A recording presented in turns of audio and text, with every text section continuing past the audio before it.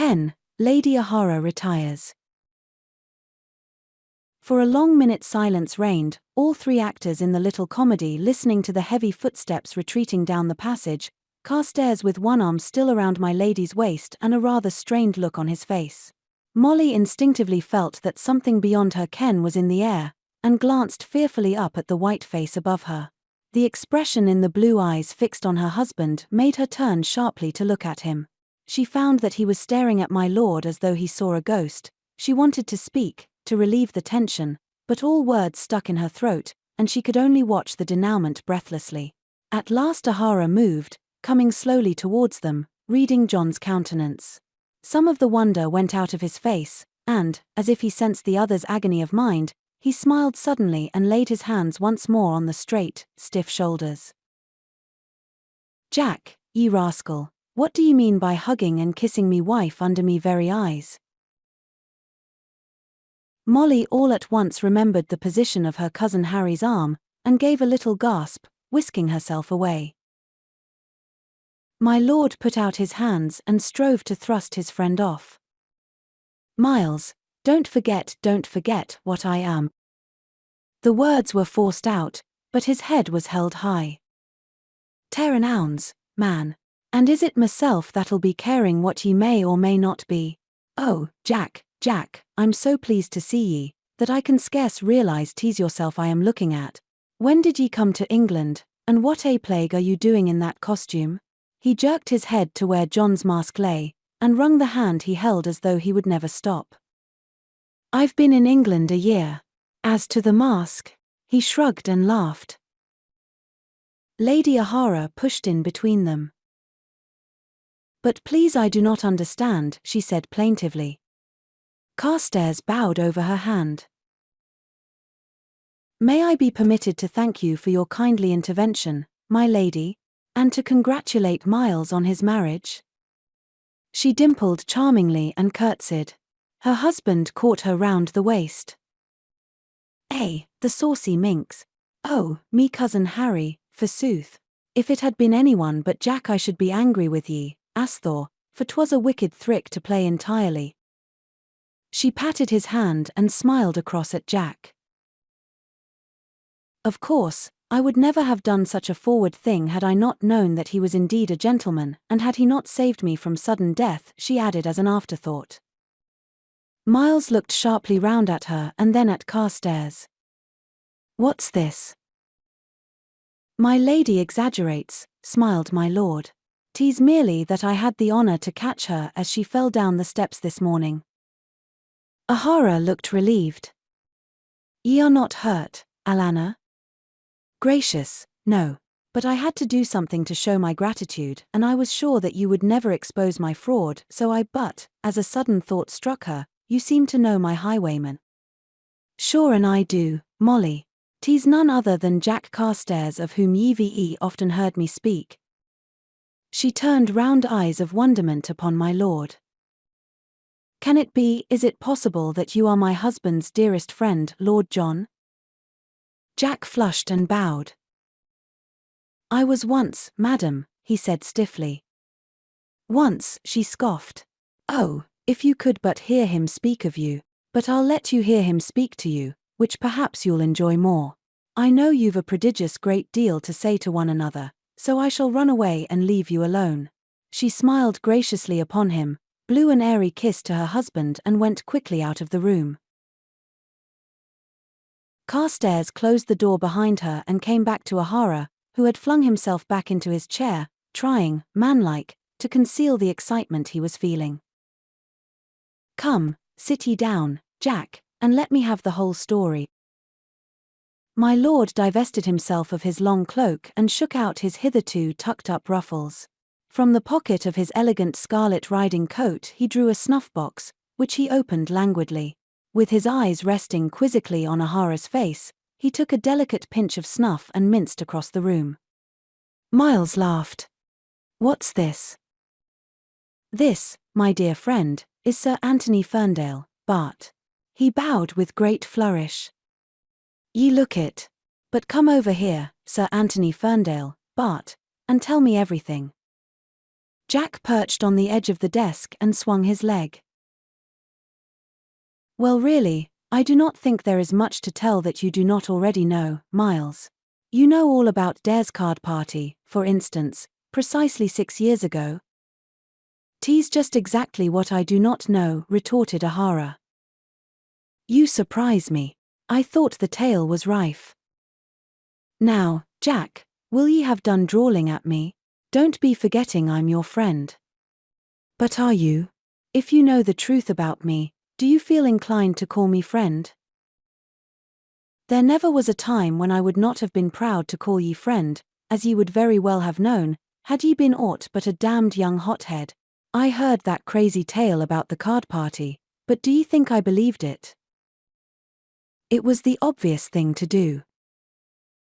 "Maybe, but I fancy I know ye just a little too well to believe any cock-and-bull story I'm told about ye. And even if I had been fool enough to have believed it, do ye think I'd be going back on ye? Sure, 'tis a poor friend I'd be." Jack stared down at the toe of his right boot in silence. "I know something more than we guessed happened at that same party, and I have me suspicions, but 'tis your affair, and whatever ye did ye had your reasons for. But, Jack, why in the name of wonder must ye fly off to the devil alone knows where, without so much as a goodbye to anyone?" Carstares never raised his eyes from the contemplation of that boot. He spoke with difficulty. "Miles, in my place, would you not have done the same?" "Well, you know you would. Was it likely that I should inflict myself on you at such a time? What would you have thought of me had I done so?" O'Hara brought his hand down smartly on the other's knee. "I'd have thought ye less of a young fool. I would have gone away with ye, and nothing would have stopped me." Jack looked up and met his eyes. "I know," he said. "'Twas the thought of that, and I could not be sure. How should I know whether you would even receive me? Last night I was horribly afraid." The hand on his knee tightened. "Ye foolish boy. Ye foolish boy." Bit by bit he drew the story of the past 6 years out of Carstares, and though it was a very modified version, Miles understood his friend well enough to read between the lines. "And now," said Jack, when the recital was over, "tell me about yourself. When did you marry the attractive lady whom I have just been kissing?" "Ye rogue. I married Molly 3 years ago. 'Tis a real darling she is, isn't she? And upstairs there's a little chap, your godson." "You lucky fellow. My godson, you say? Could you not find anyone more worthy for that? I want to see him." "So ye shall presently. Have ye seen Richard?" "A year ago I held up his coach. 'Twas dark, and I could scarce see him, but I thought he seemed aged." "Aged? Ye wouldn't be after knowing him. 'Tis an old man he is. Though I swear 'tis no wonder with that hussy about the house. Lord, Jack, you were well out of that affair with her ladyship." Carstares nursed his foot reflectively. "Lavinia? What ails her?" "Naught that I know of, save it be her shrewish temper. 'Tis a dog's life she leads poor Dick." "Do you mean to say she does not love Dick?" "I cannot say, sometimes she's as affectionate as you please, but at others she treats him to a fine exhibition of rage. And the money she spends. Of course, she married him for what she could get. There was never anything else to count with her." Jack sat very still. "And anyone but a young fool like yourself would have seen that." A gleam of amusement shot into the wistful blue eyes. "Probably. Yourself, for instance." O'Hara chuckled. "Oh, I knew. 'Twas the money she was after all along, and now there's not so much, it seems, as Dick won't touch a penny that belongs to you." Warburton told me. Foolish of him." A grunt was the sole response. Jack's eyes narrowed a little as he gazed out of the window. So Lavinia never cared. Lord, what a mix-up. And Dick? I'm afraid he still does. Poor old Dick. Devil take the woman. Does she bully him? I know what he is, always ready to give in. I am not so sure. Yet I'll swear if 'twere not for John his life would be a misery. He misses you, Jack. Who is John? Did not Warburton tell you? John is the hope of the house. His 4.5, and as spoilt a little rascal as you could wish for. Dick's child? Good Lord. Dick's child and your nephew. He broke off and looked into the other's face. Jack, cannot this mystery be cleared up? Couldn't ye go back? He was clasping Jack's hand, but it was withdrawn, and the eyes looking down into his were suddenly bored and a little cold. I know of no mystery, said Carstares. Jack, old man, will ye be after shutting me out of your confidence? A faint, sweet smile curved the fine lips. Let us talk of the weather, Miles, or my mare. Anything rather than this painful subject. With an impatient movement O'Hara flung back his chair and strode over to the window with his back to my lord. Jack's eyes followed him seriously. If ye cannot trust me, sure I've no more to say, thin, flashed O'Hara. It seems ye do not value your friends too highly. My lord said never a word. But the hand that rested on the desk clenched suddenly. O'Hara wheeled about and came back to his side. Sure, Jack, I never meant that. Forgive me bad temper. Carstares slipped off the table and straightened himself, linking his arm in the Irishman's. Wished, Miles, as you'd say yourself, he laughed, I know that. 'Tis not that I don't trust you, but… I understand. I'll not ask ye any more about it at all. Instead, answer me this, what made ye come out with unloaded pistols? The laugh died out of Carstares' face. Oh, just carelessness, he answered shortly, and he thought of the absent Jim with a tightening of the lips. 'Twas that very same reason with myself thin. Jack stared at him. Miles, don't tell me yours were unloaded, too? 'Deed and they were. Ecod, Jack, 'tis the best joke I've heard for a 12-month. They both started to laugh. Sure 'twas bluff on my part, Jack, when I told ye yours was unloaded. And me lady was determined to set you free from the moment I told her all about it this morning. We were sure ye were no ordinary highwayman, though I was a fool not to have known ye right away. But now I have found ye out, ye'll stay with us, Cousin Harry? I cannot thank you enough, Miles, but I will not do that. I must get back to Jim. And who the devil is Jim? My servant. He'll be worried nigh to death over me. Nay, do not press me, I could not stay here, Miles. You must see for yourself 'tis impossible. Jack Carstares does not exist, only Anthony Ferndale is left. Jack, dear man, can I not? No, Miles, you can do nothing, though 'tis like you to want to help, and I do thank you. But oh well. What about my mare? Plague take me if I'd not forgotten. Jack, that scoundrel of mine let her strain her fetlock. I'm demmed sorry. Poor Jenny. I'll swear she gave him an exciting ride, though. I'll be trying to buy her off ye, Jack, if I see much of her. 'Tis a little beauty she is. I'm not selling, though I intended to ask you to keep her, if…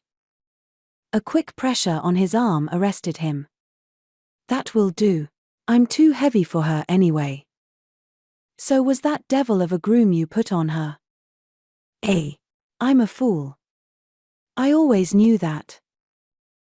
Wished now, Jack. You'll have to take one of my nags while she heals, if you won't stay with us. Can ye trust her to me for a week, do ye suppose? I don't know. It seems as though I must. Oh, I retract. You are altogether too large, the day is too hot, and my cravat too nicely tied. Egad, Miles. I wish we were boys again, and yes. When may I see your son and heir? Sure, ye may come now and find Molly, who'll be aching for the sight of you. After you, Sir Anthony Ferndale, Bart. 11. My lord turns rescuer and comes nigh ending his life. Late that afternoon Carstares left Thur's house on one of his friend's horses. He waved a very regretful farewell to Ahara and his lady, promising to let them know his whereabouts and to visit them again soon. Ahara had extracted a solemn promise that if ever he got into difficulties he would let him know. "For I'm not letting ye drift gaily out of me life again, and that's flat." Jack had assented gladly enough. To have a friend once more was such bliss, and had given Miles the name of the inn and the village where he would find him, for Ahara had insisted on bringing the mare over himself. So Carstares rode off to Trencham and to Jim, with the memory of a very hearty handshake in his mind. He smiled a little as he thought of his friend's words when he had shown himself reluctant to give the required promise. "Ye obstinate young devil, ye'll do as I say, and no nonsense, or ye don't leave this house." For 6 years no one had ordered him to obey, it had been he who had done all the ordering. Somehow it was very pleasant to be told what to do, especially by Miles. He turned down a lane and wondered what Jim was thinking. That he was waiting at the Green Man, he was certain, for those had been his orders. He was annoyed with the man over the incident of the pistols, for he had inspected them and discovered that they were indeed unloaded.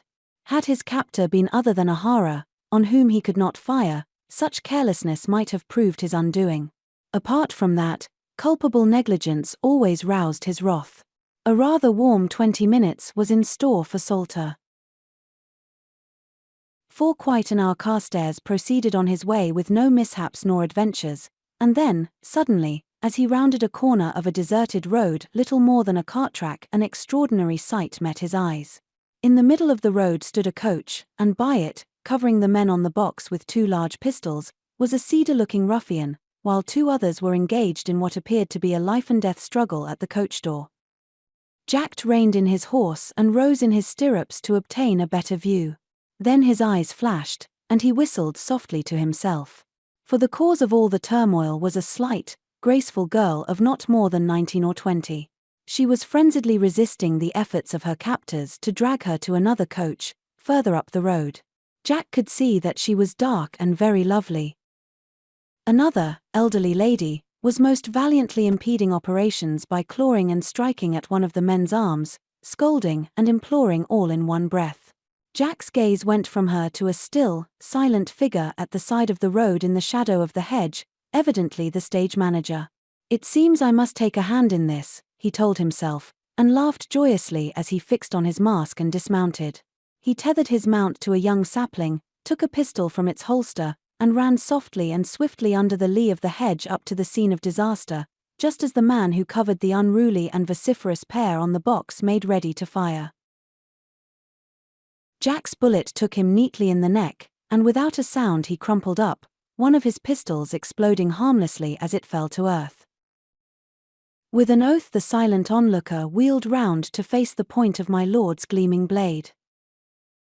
Carstares drew in his breath sharply in surprise as he saw the white face of his Grace of Andover. "Damn you," said Tracy calmly, and sprang back, whipping out his own rapier. "Certainly," agreed Jack pleasantly. "On guard, M. le Duc."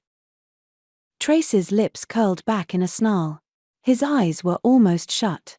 Over his shoulder he ordered curtly, "Keep watch over the girl. I will attend to this young jackanapes."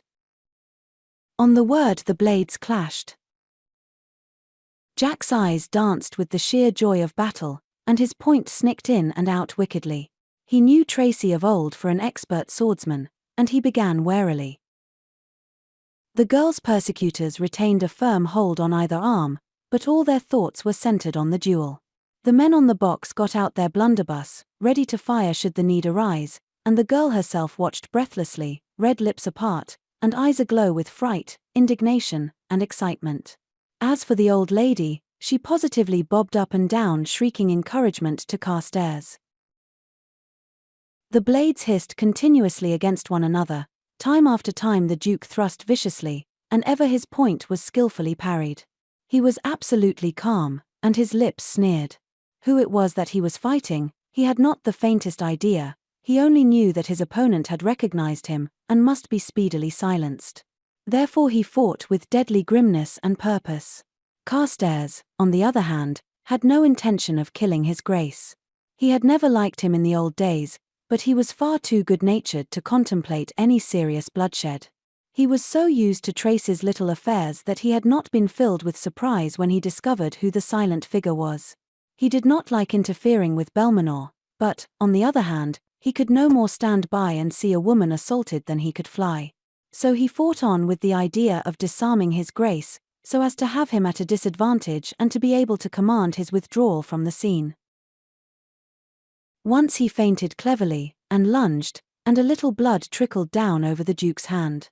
No sign made Belmanoir, except that his eyelids flickered a moment and his play became more careful.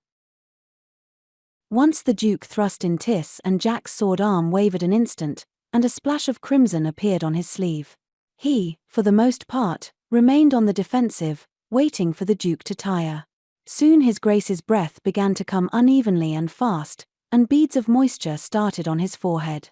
Yet never did the sneer fade nor his temper go. He had himself well in hand, and although his face was livid, and his brain on fire with fury, no trace of it showed itself in his swordplay. Then Carstares changed his tactics, and began to put into practice all the arts and subtleties of fence that he had learnt abroad.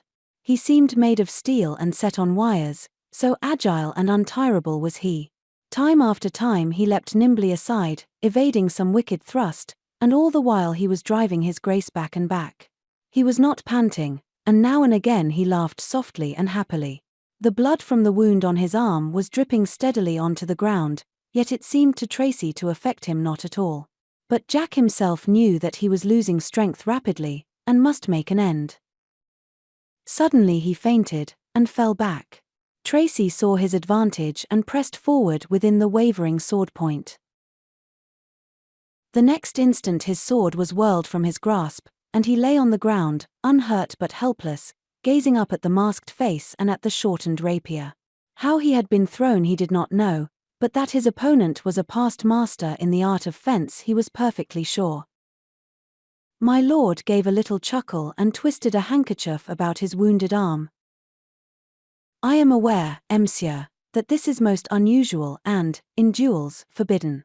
But I am sure that Myla will agree that the circumstances are also most unusual and the odds almost overwhelming. He turned his head to the two men, one of whom released his hold on the girl's arm and started forward. Oh, no, drawled my lord, shaking his head. Another step and I spit your master where he lies. Stand, said his Grace calmly. Bien. Throw your arms down here at my feet, and release mademoiselle. They made no move to obey, and my lord shrugged deprecatingly, lowering his point to Tracy's throat. Eh bien. They still hesitated, casting anxious glances at their master. Obey, ordered the Duke. Each man threw down a pistol, eyeing Jack furtively, while the girl ran to her aunt, who began to soothe and fuss over her. Jack stifled a yawn.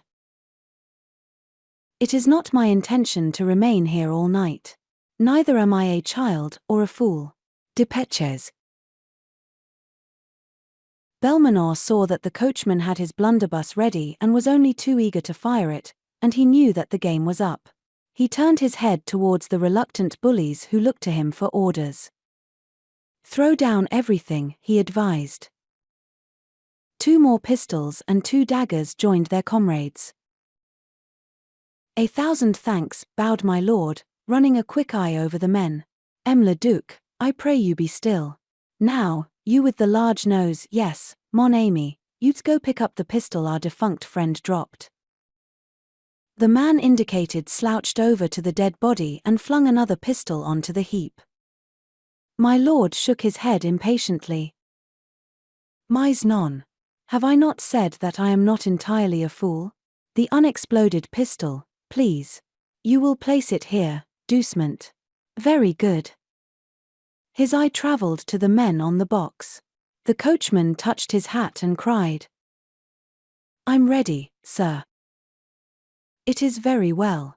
Be so good as to keep these gentlemen covered, but do not fire until I give the order.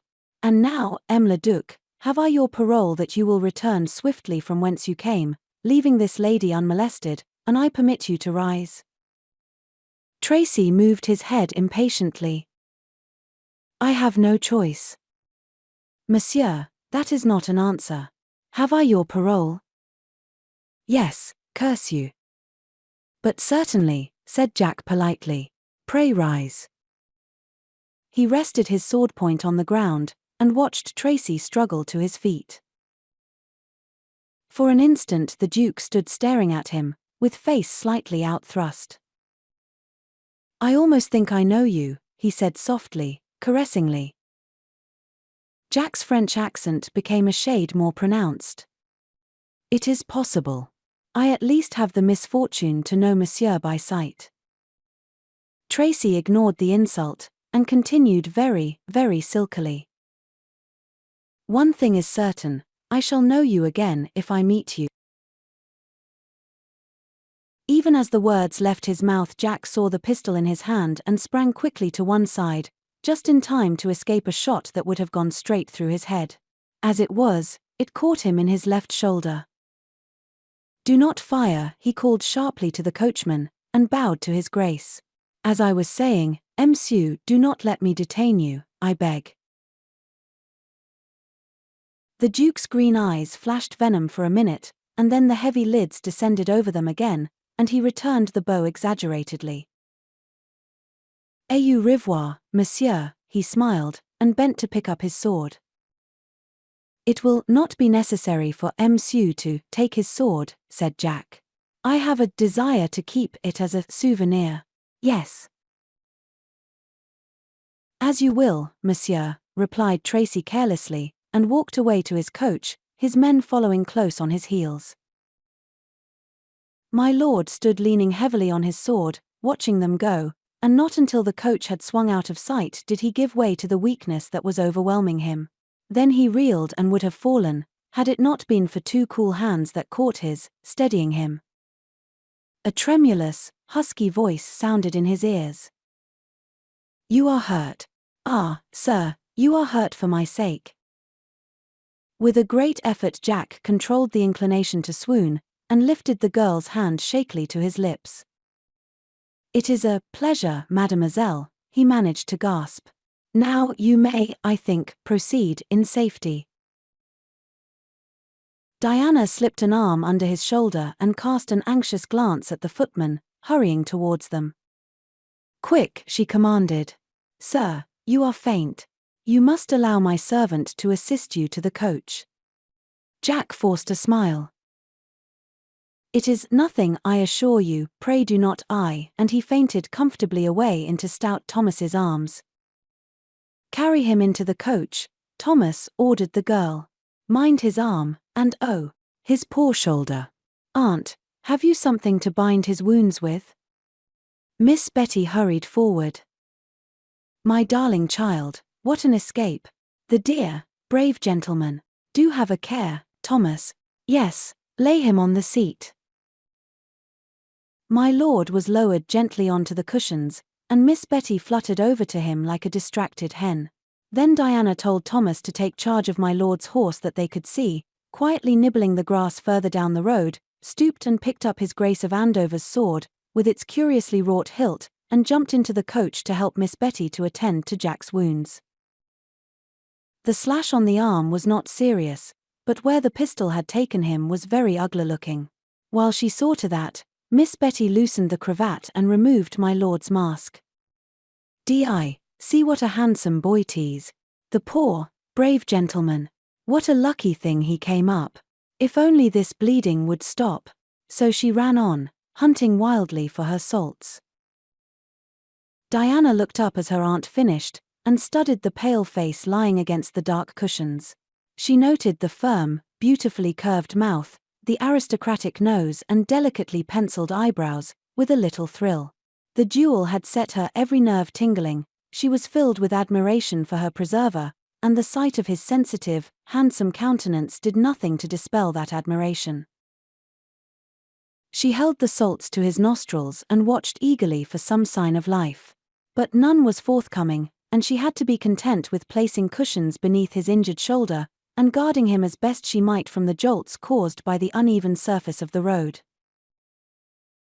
Miss Betty bustled about and did all she could to stanch the bleeding, and when they had comfortably settled my lord, she sat down upon the seat opposite and nodded decisively.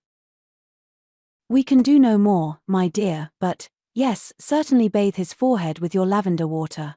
Dear me, what an escape! I must say I would never have thought it of Mr. Everard. One would say we were living in the Stone Age. The wretch." Diana shuddered. "I knew he was dreadful, but never how dreadful. How can he have found out when we were to leave Bath, and why did he waylay us so near home? Oh, I shall never be safe again." "Nonsense, my dear. Fiddlesticks. You saw how easily he was vanquished. Depend upon it, he will realize that he has made a bad mistake to try to abduct you, and we shall not be worried with him again." With this comfortable assurance, she nodded again and leant back against the cushions, watching her niece's ministrations with a professional and slightly amused air. 12. My lord dictates a letter and receives a visitor. My lord came sighing back to life. He opened his eyes wearily, and turned his head. A faint feeling of surprise stole over him. He was in a room he had never been in before, and by the window, busy with some needlework, sat a little old lady who was somehow vaguely familiar. "Who are you?" he asked, and was annoyed to find his voice so weak. The little lady jumped, and came across to him. "Praise be to God," she ejaculated. "Likewise, bless the boy. The fever is past." She laid a thin hand on his brow, and smiled down into his wondering eyes. "As cool as a cucumber, dear boy. What a mercy." It was a long time since anyone had called Jack dear, or boy. He returned the smile feebly and closed his eyes. "I do not understand anything," he murmured drowsily. "Never trouble your head then. Just go to sleep." He considered this gravely for a moment. It seemed sensible enough, and he was so very, very tired. He shut his eyes with a little sigh. When he awoke again it was morning of the next day, and the sun streamed in the window, making him blink. Someone rustled forward, and he saw it was the lady who had called him dear and bidden him go to sleep. He smiled, and a very thin hand came out of the bedclothes. "But who are you?" he demanded a little querulously. Miss Betty patted his hand gently. "Still worrying your poor head over that? I am Di's Aunt Betty, though, to be sure, you don't know who Di is." Remembrance was coming back to my lord. Why, you are the lady in the coach, Tracy, I remember." "Well, I know naught of Tracy, but I'm the lady in the coach." "And the other?" "That was Diana Bowley, my niece, the pet. You will see her when you are better." But where am I, madam?" "Now don't get excited, dear boy." "I'm 30, protested Jack with a wicked twinkle. "I should not have thought it, but 30's a boy to me, in any case," retorted Miss Betty, making him laugh. "You are in Mr. Bowlier's house, Di's father, and my brother. And here you will stay until you are quite recovered." Jack raised himself on his elbow, grimacing at the pain the movement caused him. "Egad, madam, have I been here long?" he demanded. Very firmly was he pushed back onto his pillows. "Will you be still? A nice thing 'twould be if you were to aggravate that wound of yours. You will have been here a week tomorrow. Bless my heart, what ails the boy?" For Jack's face took on an expression of incredulous horror. "A week, madam? Never say so. 'Tis as true as I stand here. And a nice fright you have given us, what with nearly dying, and raving about your Dicks and your Jims." My lord glanced up sharply. "Oh, so I talked?" "Talk? Well, yes, if you can call all that mixture of foreign jargon talking. Now you must be still and wait till the doctor comes again." For a while Carstares lay in silence. He thought of Jim and smiled a little. "I could not have thought of a better punishment had I tried," he told himself, and then frowned. Poor fellow. He'll be off his head with fright over me. Miss, Betty? Well, and are you not asleep yet? Asleep, madam? Certainly not, he said with dignity. I must write a letter. Deed, and you shall not. But I must. 'Tis monstrous important, madam. She shook her head resolutely. Not until Mr. Jameson gives permission, she said firmly. Jack struggled up, biting his lip. Then I shall get up, he threatened. In an instant she was by his side. No, no. Now lie down and be good. I will not lie down and be good. Then I shan't let you touch a pen for weeks. Jack became very masterful and frowned direfully upon her. Madam, I insist on being allowed to write that letter. Sir, I insist on your lying down. He controlled a twitching lip. Woe betide you unless you bring me pen and paper, Miss Betty. But, dear boy, reflect. You could not use your arm.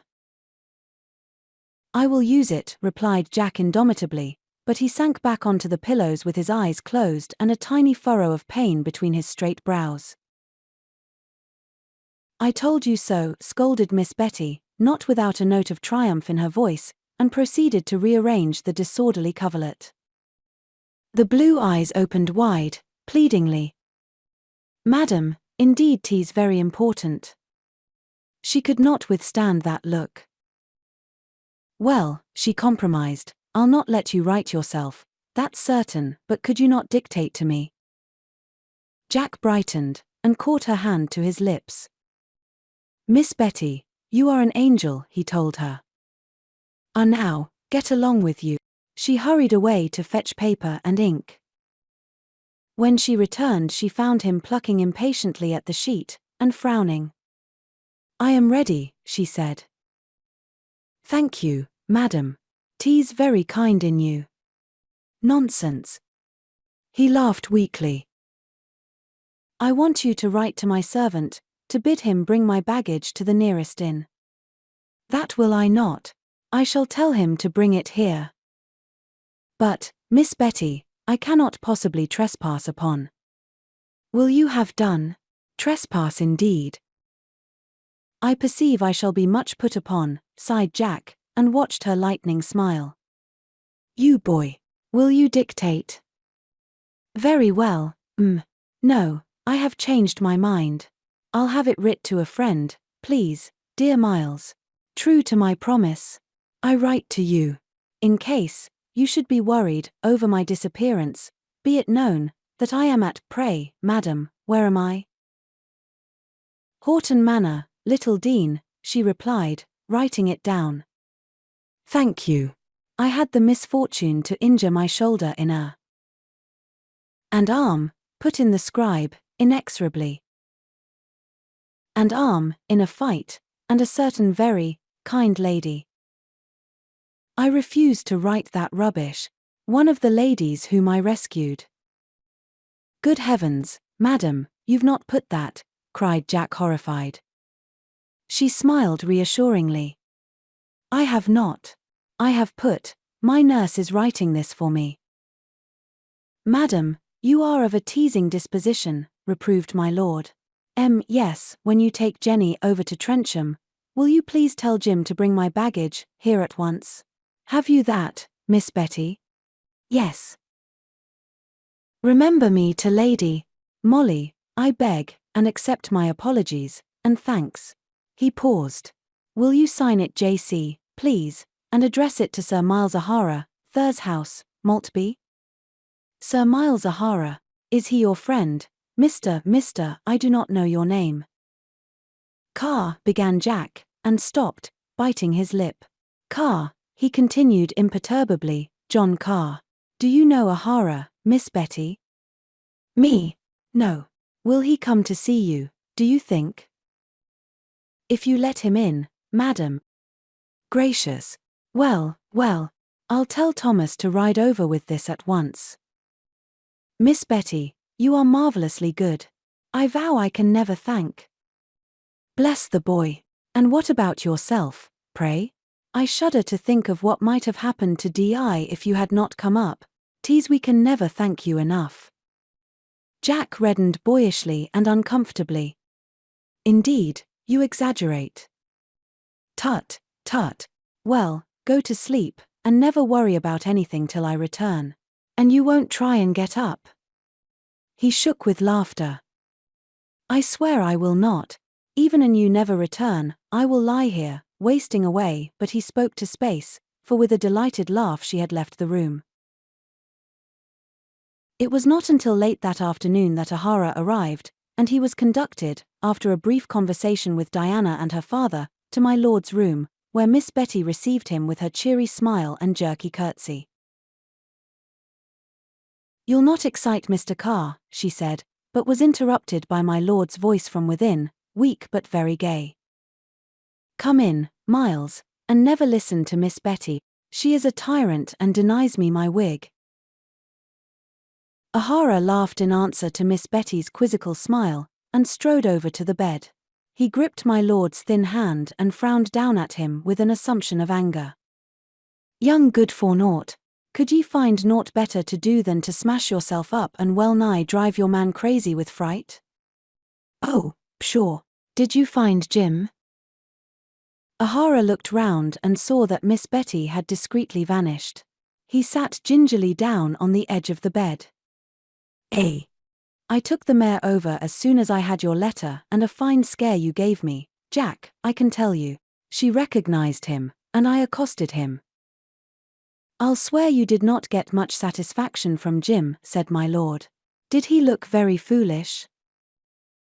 To tell ye the truth, I thought the man was half daft, and wondered whether I'd been after making a mistake. But in the end I got him to believe what I was trying to tell him, and he has taken the mare, and will bring your baggage along this evening. By the way, John, I told him of our little meeting, and of your pistols being unloaded.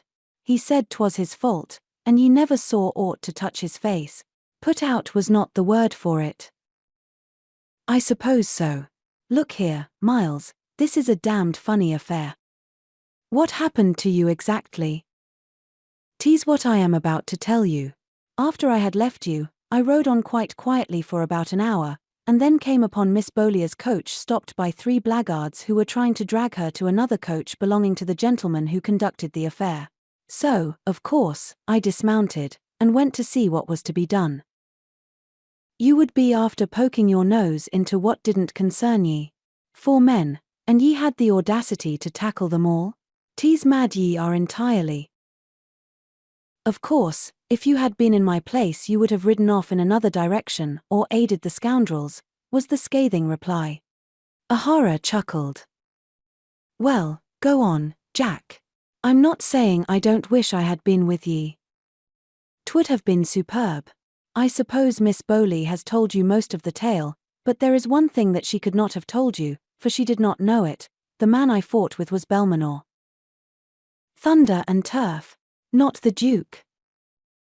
Yes. Tracy. Zounds. Did he know ye? I cannot be certain. I was masked, of course, but he said he thought he did. 'Twas at that moment he fired his pistol at me. The dirty scoundrel. Yes. 'Tis that which makes me think he did not know me.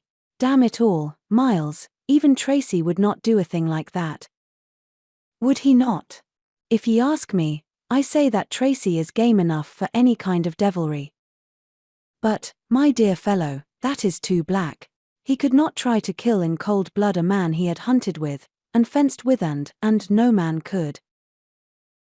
Ahara looked extremely skeptical. Because ye could not yourself, is not to say that a miserable spalpeen like Belmanoir could not. I don't believe it of him. We were always quite friendly if it had been Robert now, but I am not going to believe it. And don't say anything to these people, Ahara, because they do not know devil. I gather from what Miss Betty says, that he calls himself Everard. He met the girl, Diana, at Bath. You know his way. She'd none of him, hence the abduction. Heavens, but 'tis a foul mind the man's got. Where women are concerned, yes. Otherwise, 'tis not such a bad fellow, Miles. I've no use for that kind of dirt myself, Jack. Oh, I don't know. I dare say we are none of us exactly saints. He changed the subject abruptly. How is Jenny? Rather off her feed, missing you, I expect. I left her with your man. He should be arriving soon, I should think. I don't fancy he'll waste much time. Neither do I, poor fellow, he must have worried terribly over his worthless master. Sure, his face was as white as your own when I told him you were wounded. Carstares turned his head quickly. What's this about my face? Just be so kind as to hand me that mirror, Miles. O'Hara laughed and obeyed, watching my lord's close scrutiny of his countenance with some surprise. Interesting pallor, my dear friend, interesting pallor. Nevertheless, I am glad that Jim is on his way. He met O'Hara's eyes as he looked up, and his lips quivered irrepressibly. You think me very vain, Miles? Is it a pose of yours, John?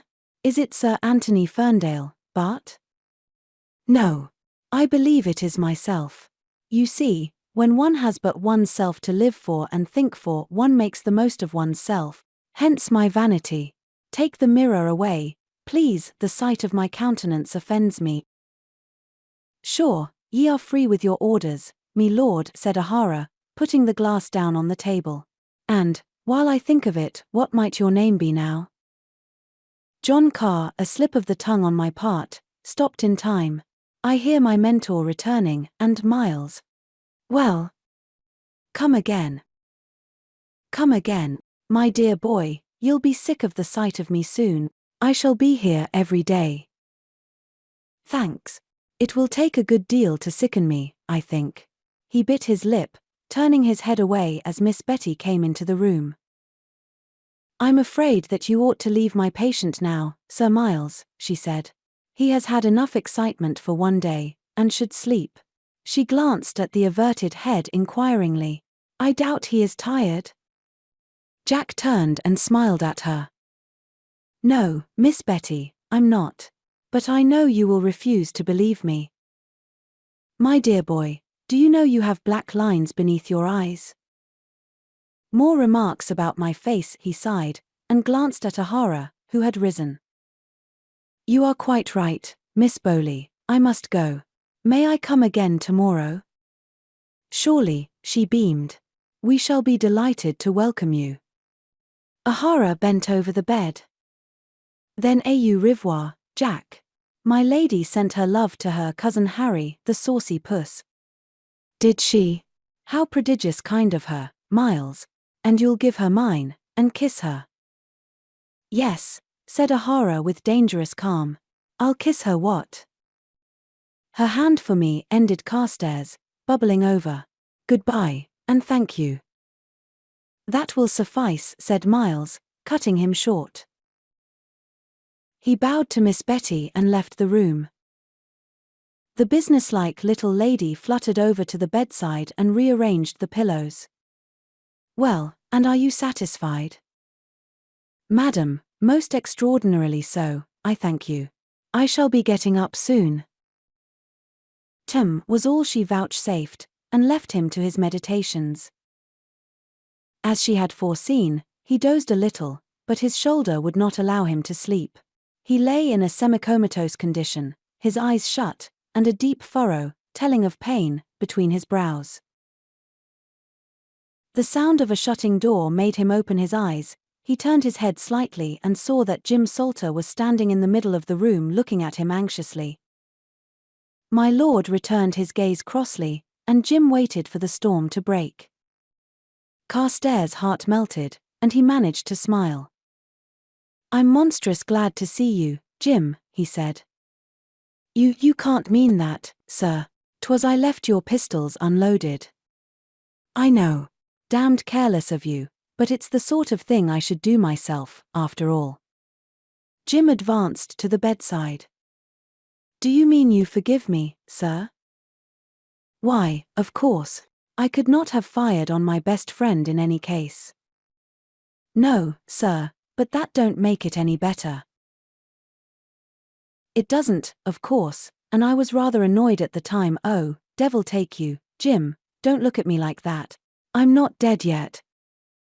If you had been killed, sir, 'twould have been my fault. Rubbish. I'd a sword, hadn't I? For heaven's sake, don't worry about it any more. Have you brought all my baggage? Yes, sir. It shan't occur again, sir. Certainly not. Jenny is well? Splendid, sir. Will you still trust me with your pistols, sir? Carstares groaned. Will you have done? 'Twas an accident, and I have forgotten it. Here's my hand on it. He grasped Jim's as he spoke, and seemed to brush the whole subject aside. Have you disposed of that horrible coat you tried to make me wear the other day? I gave it to the landlord, sir. I should have burned it, but perhaps he liked it. He did, sir. Will you try to go to sleep now? If you had a shoulder on fire and aching as mine does, you wouldn't ask such a ridiculous question, answered Jack snappishly. I'm sorry, sir. Is there aught I can do? You can change the bandages, if you like. These are prodigious hot and uncomfortable. Without another word, Salter set about easing his master, and he was so painstaking and so careful not to hurt the ugly wound, and his face expressed so much concern, that Carstares controlled a desire to swear when he happened to touch a particularly tender spot, and at the end rewarded him with a smile and a sigh of content. That is much better, he said. You have such a light touch, Jim. The man's face reddened with pleasure, but he said nothing, and walked away to the window to draw the curtains. 13. My lord makes his bow. After Jim's arrival, my lord recovered quickly, each day making great progress, much to the doctor's satisfaction, who never tired of telling Mr. Bowley and Miss Betty that it was entirely owing to his treatment that the patient had recovered at all. As his idea of treatment mainly consisted of copiously bleeding John, which process Miss Betty very soon put an end to, he and she had many arguments on the subject, in which he was completely routed. She held that Mr. Carr was well on the strength of her nursing and his own constitution, and very probably she was right. In any case, hardly a fortnight after Ahara's first visit, my lord was standing before his mirror, surveying himself, with his head speculatively on one side and a worried look in his eyes. Salter watched him anxiously, knowing this to be a critical moment. His master was somewhat of an enigma to him. The important things in life never appeared to affect him, but over a question of two cravats as opposed to each other, or some equally trivial matter, he would become quite harassed. After contemplating his appearance for several moments, Carstares frowned and looked over his shoulder. I have changed my mind, Jim. I will wear blue after all. Salter sighed despairingly. Ye look very well in what ye have on, sir, he grunted. Jack sat down obstinately. I have conceived a dislike, nay, a veritable hatred, for puce. I will wear blue. Now, sir, do ha' done changing your clothes. Ye'll be tired out before ever ye get downstairs, and ye know what the doctor said. My lord consigned the doctor and his words of wisdom to a place of great heat. Sir, but the doctor is a worthy individual, Jim, but he knows even less of the art of dressing than you do. He does not understand the soul agony of a man who makes his first appearance in puce. But the blue coat laced with gold. Sir, I order it. I insist, the blue coat or naught. Very well, sir. Resignedly Jim walked to the cupboard. When at length his lordship was dressed to his entire satisfaction, it was midway through the hot June afternoon, and Miss Betty was tapping at the door, wishing to know whether Mr. Carr was coming down, or whether he was not. Carstares shifted his sling, and taking up his hat, moved just a little shakily to the door. Salter opened it, and cast a triumphant glance at Miss Betty, as though he were showing off all my lord's graces. He proffered an arm. Shall I help ye, sir? Miss Betty curtsied low. La, Mr. Carr. John bowed profoundly. Give ye good den, madam, he said. I am just about to descend. Thank you, Jim. He leaned heavily on the man's arm. Miss Betty walked round him admiringly. Lud, 'tis mighty elegant, I vow, but I protest, I am shy.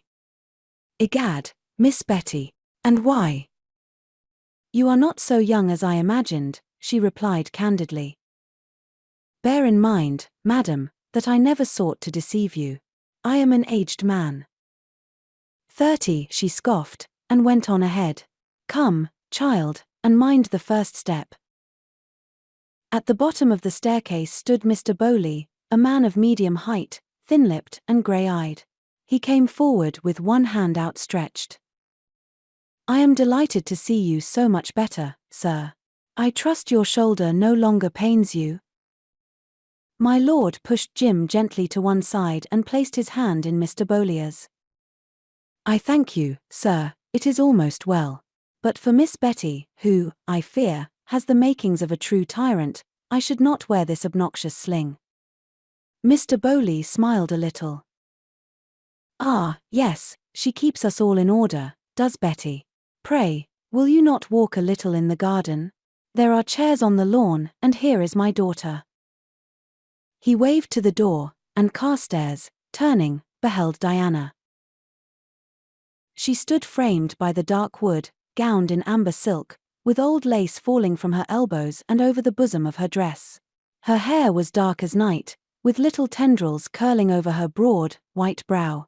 One rolling curl fell over her shoulder, the rest were gathered up under a small lace cap, which was secured by means of a riband passed beneath her chin. Jack gazed, and gazed again, and in her turn Diana studied him with wide brown eyes of almost childlike innocence. Then her lids fluttered and curling lashes veiled the glorious depths, as a slow blush mounted to her cheeks. My lord recovered his manners and made his most approved leg as her father presented him. My love, this is Mr. Carr. Diana sank into a curtsy. And, Mr. Carr, this is my daughter, Diana. I am delighted to make Miss Bowlier's acquaintance, said John, and raised her hand to his lips.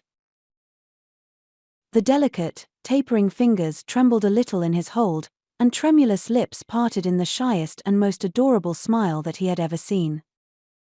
Indeed, sir, we are already acquainted. I am not like to forget my rescuer. I am happy to think that I was able to be of some service to you, mademoiselle. Believe me, it was an honor to fight in your cause. His eyes were on the fascinating dimple that played about her mouth. 'Tis very kind of you to say so, sir. I fear we greatly incommoded you, and she made a gesture towards his sling. That, mademoiselle, is less than nothing. All the obligation is on my side. Miss Betty bustled forward. Now that will do. I never heard such a foolish set of compliments. You are looking tired, Mr. Carr. Come into the garden and rest. Salter stepped forward, but Diana stayed him with uplifted finger. If Mr. Carr will accept my arm, she hazarded. Jack flushed. Indeed, no, Miss Bowley, I can. Oh, tut-tut, cried Miss Betty. Have done dilly-dallying. Take him out, D.I. Mr. Bowley had already disappeared. His world lay in his library, and he was never far from it for any length of time. Now he had seized the moment when his sister was not looking to withdraw quietly, and, when she turned round, she was only in time to see the library door close softly. Your papa has gone again, she remarked to her niece. What a trying man he is, to be sure. She followed the pair out onto the lawn, and helped to make Carstares seat himself in a long chair under a great elm. A cushion was placed under his wounded shoulder and another at his back. And are you sure that you are quite comfortable? Inquired Miss Betty, anxiously bending over him. Jack laughed up at her. Quite sure, thank you, madam. But where will you sit? I shall sit in this chair, and D.I. will sit on a cushion, throwing one down at my feet, so. I see that you are all ruled with a rod of iron, mademoiselle, he said, and watched the dimple tremble into being. Indeed, yes, sir. 'Tis very sad. Miss Betty chuckled, and unrolled a packet of silks which she threw into her niece's lap. Will you have the goodness to sort those for me, love? She asked, taking out her embroidery. Pray allow me to assist, pleaded John. Diana rose and planted her cushion down beside his chair. She then knelt down upon it and emptied the multicolored strands onto his knee. Very well. You must be very careful to separate the different pinks, though. See, we will have the rose here, the salmon here, the deeper rose here, the pale pink over there, and the reds. There is no more room, we will put the reds in this paper. Certainly, agreed Carstares. Are we to leave the other colors until the pinks are sorted? She nodded and bent her head over the silks. Is Sir Miles coming this afternoon, Mr. Carr? Why yes, Miss Betty, now you mention it, I remember that he is. Miss Bowley, I defy you to put that one on the rose pile, 'tis a shade too deep. I am sure 'tis not. Where is one to compare with it? Carstares produced a long thread and held it next to hers. The two heads were bent close over it. Diana sighed. You are right, I can just see the difference. But 'tis very slight. Miss Betty peeped over their shoulders. Gracious, what an eye you must have. I can detect no difference. Her eye ran along the row of silks laid out on my lord's white satin leg. Mr. Carr, said Diana suddenly, I want to ask you something that has been puzzling me. Faith, what is it, Miss Bowley? Just this. Why did you call Mr. Everard M. le Duc? There was a tiny pause. My lord looked down into the gold-flecked eyes and frowned a little. Did I call him that? Yes, I remember it distinctly. Was it just a manner of speaking? Just a manner of speaking. You may call it that, mademoiselle. Do you not think that he looks rather ducal? I tried not to think of him at all. I hate him. Almost I begin to pity this Mr. Everard, quoth Jack. The dimple peeped out. Then 'tis most ungallant of you, sir, she reproved. Do you know Mr. Everard? I have certainly seen him before, madam. Diana sat back on her heels and eyed him wonderingly. I believe you do not wish to answer me, she said slowly. Tell me, is Everard that man's real name? My lord twisted the ring on his finger uneasily. He did not feel himself at liberty to expose Belmanoir, and if he should reveal his true identity, it was quite possible that Mr. Bowley might seek him out, in which case he himself might be recognized. He looked up. Pardon me, mademoiselle, but whence this cross-examination? Diana nodded placidly. I thought you would refuse, but I have discovered something that will confound you, sir. She rose to her feet. I will go and get it. She walked gracefully away towards the house, and my lord watched her go. Now I am going to ask a question, broke in Miss Betty's voice. He threw out an imploring hand. Madam, I beg you will consider my feeble condition. Am I fit to bear the strain, think you? I do. Is it usual for gentlemen to ride masked, as you were? At that he laughed. No, madam, but for the gentlemen of the High Toby, it is de regi. She paused, with her needle held in mid-air. Now, what mean you by that? Just that I am a common highwayman, Miss Betty. She stared at him for a moment, and then resumed her work. You look it. John cast a startled glance down his slim person. Is that so, madam? And I rather flattered myself I did not. I was only laughing at you. You do not expect me to believe that fabrication, surely? I fear I do, he sighed. 'Tis very true, alack. Oh, indeed. Also a friend of Sir Miles O'Hara, J.P., and of Mr. Everard? At least the last named is not an acquaintance to be proud of, he retorted. Perhaps not. My DI says he is some great gentleman. I perceive that your DI is by nature suspicious. Why does she think that? You will see.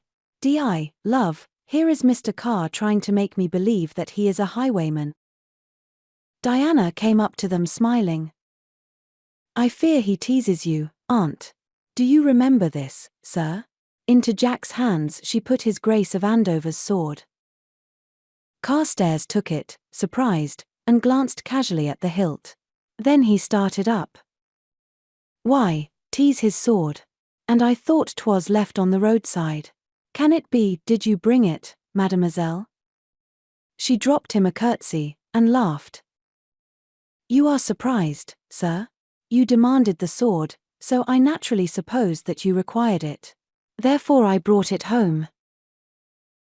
'Twas monstrous thoughtful of you then. I dared not hope that it had not been forgotten. I am very grateful. Then pray show your gratitude by sitting down again, advised the elder Miss Bowley. Remember that this is your first day up, and have a care. John subsided obediently, turning the sword over in his hands. Diana pointed to the wrought gold hilt with an accusing finger. An I mistake not, sir, that is a coronet. My lord's eyes followed the pink-tipped finger and rested wrathfully upon the arms of Andover. It was like Tracy to flaunt them on his sword hilt, he reflected. It certainly has that appearance, he admitted cautiously. Also, those are not paste, but real diamonds, and that is a ruby. I do not dispute it, madam, he answered meekly. And I believe that that big stone is an emerald. I am very much afraid that it is. An expensive toy, she said, and looked sharply at him. Ornate, I agree, but as true a piece of steel as ever I saw, replied my lord blandly, balancing the rapier on one finger. A very expensive toy, she repeated sternly. John sighed. True, madam, true. Then with a brightened air, perhaps Mr. Everard has expensive tastes. It is very possible. And I think that Mr. Everard must have been more than a simple country gentleman to indulge those tastes. Carstares bit his lip to hide a smile at the thought of Tracy in the light of a simple country gentleman, and shook his head sadly. Do you infer that he came by this sword dishonestly, madam? The dimple quivered and was gone. Sir, I believe that you are playing with me, she said with great dignity. Madam, I am abashed. I am very glad to hear it, then. I infer that Mr. Everard was something more than he pretended to be. In truth, a sorry rogue to deceive a lady. And I want to know if I am right. Is he, perhaps, some grand gentleman? I can assure you, madam, that there is very little of the gentleman about Mr. Everard. Miss Betty began to laugh. Have done, my dear. Tea's of no avail, and 'tis impolite to press Mr. Carr too hard. Diana pouted. He is monstrous provoking, I think, she said, and eyed him reproachfully. I am desolated, mourned Jack, but his eyes danced. And now you are laughing. But then, mademoiselle, so are you. She shook her head, resolutely repressing the dimple. Then I am inconsolable. The brown eyes sparkled and her lips parted in spite of her efforts to keep them in a stern line. Oh, but you are ridiculous, she cried, and sprang to her feet. And here is Sir Miles. Ahara came across the lawn towards them, bowed to the ladies, and glanced inquiringly from one to the other. Is it a joke ye have? He asked. Diana answered him. Indeed no, sir. 'Tis Mr. Carr who is so provoking. Provoking, is it? And what has he been doing? I'll tell you the whole truth, Miles, interposed the maligned one. 'Tis Mistress Diana who is so inquisitive. Oh. Diana blushed furiously. I protest you are unkind, sir. Sure, 'tis no gentleman he is, at all. 'Twas on the subject of gentlemen that we quarrelled, supplied her aunt. Disagreed, amended his lordship. Disagreed, nodded Diana. I asked him whether Mr. Everard was not some grand gentleman, and he evaded the point. I vow 'tis slander, cried Jack. I merely said that Everard was no gentleman at all. There. And was not that evading the point, Sir Miles? Was it? Sure, I'm inclined to agree with him. I declare you are both in league against me, she cried, with greater truth than she knew. I mean, was he perhaps a titled gentleman? But how should Jack know that? Because I am sure he knows him, or, at least, of him. Listen, Mistress Di, broke in my lord, shooting a warning glance at Ahara. I will tell you all about Mr. Everard, and I hope you will be satisfied with my tale. He paused and seemed to cudgel his brain. First, he is, of course, titled, let me see, yes, he is a duke. Oh, he is certainly a duke, and I am not sure but what he is royal, he.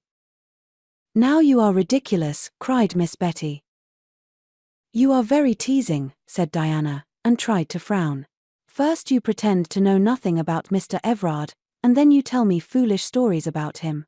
A duke, indeed. I believe you really do know nothing about him. As Carstares had hoped, she refused to believe the truth. He is playing with ye, child, said Ahara, who had listened to Jack's tale with a face of wonder. I warrant he knows no Everard, Jack? No, I cannot say that I do, laughed his lordship. But, you said. Never mind what he said, Miss Di. 'Tis a scurvy fellow he is. She regarded him gravely. Indeed, I almost think so. But the dimple peeped out for all that. The next instant it was gone, and Diana turned a face of gloom to her aunt, pouting her red lips adorably, so thought my lord. Mr. Bettison, she said in accents of despair. At these mystic words, Jack saw Miss Betty frown, and heard her impatient remark, drat the man. He looked towards the house, and perceived a short, rather stout, young man to be walking with a peculiar strutting gait towards them. The boy was good-looking, Carstares acknowledged to himself, but his eyes were set too close. And he did not like his style. No, certainly he did not like his style, nor the proprietary way in which he kissed Diana's hand. How agreeable it is to see you again, Mr. Bettison, said Miss Betty with much affability. I declare 'tis an age since we set eyes on you. Oh, no, aunt, contradicted Diana sweetly. Why, it was only a very short while ago that Mr. Bettison was here, surely. She withdrew the hand that the young man seemed inclined to hold fast to, and turned to John. I think you do not know Mr. Bettison, Mr. Carr, she said. Mr. Bettison, allow me to present you to Mr. Carr. Sir Miles, I think you know? The squire bowed with a great deal of stiff hostility. Carstares returned the bow. You will excuse my not rising, I beg, he smiled. As you perceive, I have had an accident. Light dawned on Bettison. This was the man who had rescued Diana, confound his impudence. Ah, yes, sir. Your arm, was it not? My faith, I should be proud of such a wound. It seemed to Carstares that he smiled at Diana in a damned familiar fashion, devil take his impudence. It was indeed a great honor, sir. Mistress Di, I have finished sorting your green silks. Diana sank down on the cushion again, and shook some more strands out onto his knee. How quick you have been. Now we will do the blue ones. Bettison glared. This fellow seemed prodigious intimate with Diana, devil take him. He sat down beside Miss Betty, and addressed my lord patronizingly. Let me see, Mr. Carr. Have I met you in town, I wonder? At Tom's, perhaps? This country bumpkin would belong to Tom's, reflected John savagely, for no reason at all. Aloud he said. I think it extremely unlikely, sir. I have been abroad some years. "Oh, indeed, sir? The grand tour, I suppose?" Mr. Bettison's tone was not the tone of one who supposes any such thing. John smiled. "Not this time," he said, "that was 7 years ago." Mr. Bettison had heard rumours of this fellow who, it was murmured, was naught but a common highwayman. "Really? After Cambridge, perhaps?" "Oxford," corrected Carstares gently. "Curse his audacity," thought Mr. Bettison. 7 years ago, let me think. George must have been on the tour then, Miss Bowley. Jack, who had made the tour with several other young bucks fresh down from college, accompanied as far as Paris by the famous wit himself, held his peace. Mr. Bettison then launched forth into anecdotes of his own tour, and seeing that his friend was entirely engrossed with Miss Diana and her silks, O'Hara felt it incumbent on him to draw the enemy's fire, and, taking his own departure, to bear the squire off with him. For which he received a grateful smile from my lord, and a kiss blown from the tips of her fingers from Mistress Di, with whom he was on the best of terms. 14. Mistress Diana is unmaidenly. The idyllic summer days passed quickly by, and every time that my lord spoke of leaving, the outcry was so indignant and so firm that he hastily subsided and told himself he would stay just another few days. His shoulder, having mended up to a certain point, refused quite to heal, and exertion brought the pain back very swiftly. So his time was for the most part spent with Mistress Di out of doors, helping her with her gardening and her chickens, for Diana was an enthusiastic poultry farmer on a small scale and ministering to her various pets. If Fido had a splinter in his paw, it was to Mr. Carr that he was taken. If Nellie, the spaniel, caught a live rabbit, Mr. Carr would assuredly know what to do for it, and the same with all the other animals. The young pair grew closer and closer together, while Miss Betty and O'Hara watched from afar, the former filled with pride of her darling, and satisfaction, and the latter with apprehension. O'Hara knew that his friend was falling unconsciously in love, and he feared the time when John should realize it. He confided these fears to his wife, who, with young David, was staying at her mother's house in Kensington, in a long and very Irish letter. She replied that he must try and coax my lord into coming to stay with them, when her charms would at once eclipse Mistress Diana's, though to be sure, she could not understand why Miles should not wish him to fall in love, for as he well knew, 'twas a prodigious pleasant sensation. If he did not know it, then he was indeed most disagreeable. And had he ever heard of anything so wonderful? David had drawn a picture of a horse. Yes, really, it was a horse. Was he not a clever child? Further, would her dearest Miles please come and fetch her home, for although Mamma was prodigious amiable, and wanted her to stay several weeks, she positively could not live without her husband an instant longer than was necessary. As soon as O'Hara read the last part of the letter, he brushed Carstares and his love affairs to one side, and posted straight to London to obey the welcome summons. Bit by bit my lord discovered that he was very much in love with Diana. At first his heart gave a great bound, and then seemed to stop with a sickening thud. He remembered that he could not ask her to marry him, disgraced as he was, and he immediately faced the situation, realizing that he must go away at once. His first move was to Mr. Bowley, to tell him of his decision. On being asked why he must so suddenly leave Horton House, he explained that he loved Diana and could not in honour speak of love to her. At which Mr. Bowley gasped and demanded to know the reason. Carstares told him that he was by profession a highwayman, and watched him bridle angrily. Before so agreeable and so smiling, Mr. Bowley now became frigidly polite. He quite understood Mr. Carr's position, and, yes, he honoured him for the course on which he had decided. But Mr. Bowley was very, very cold.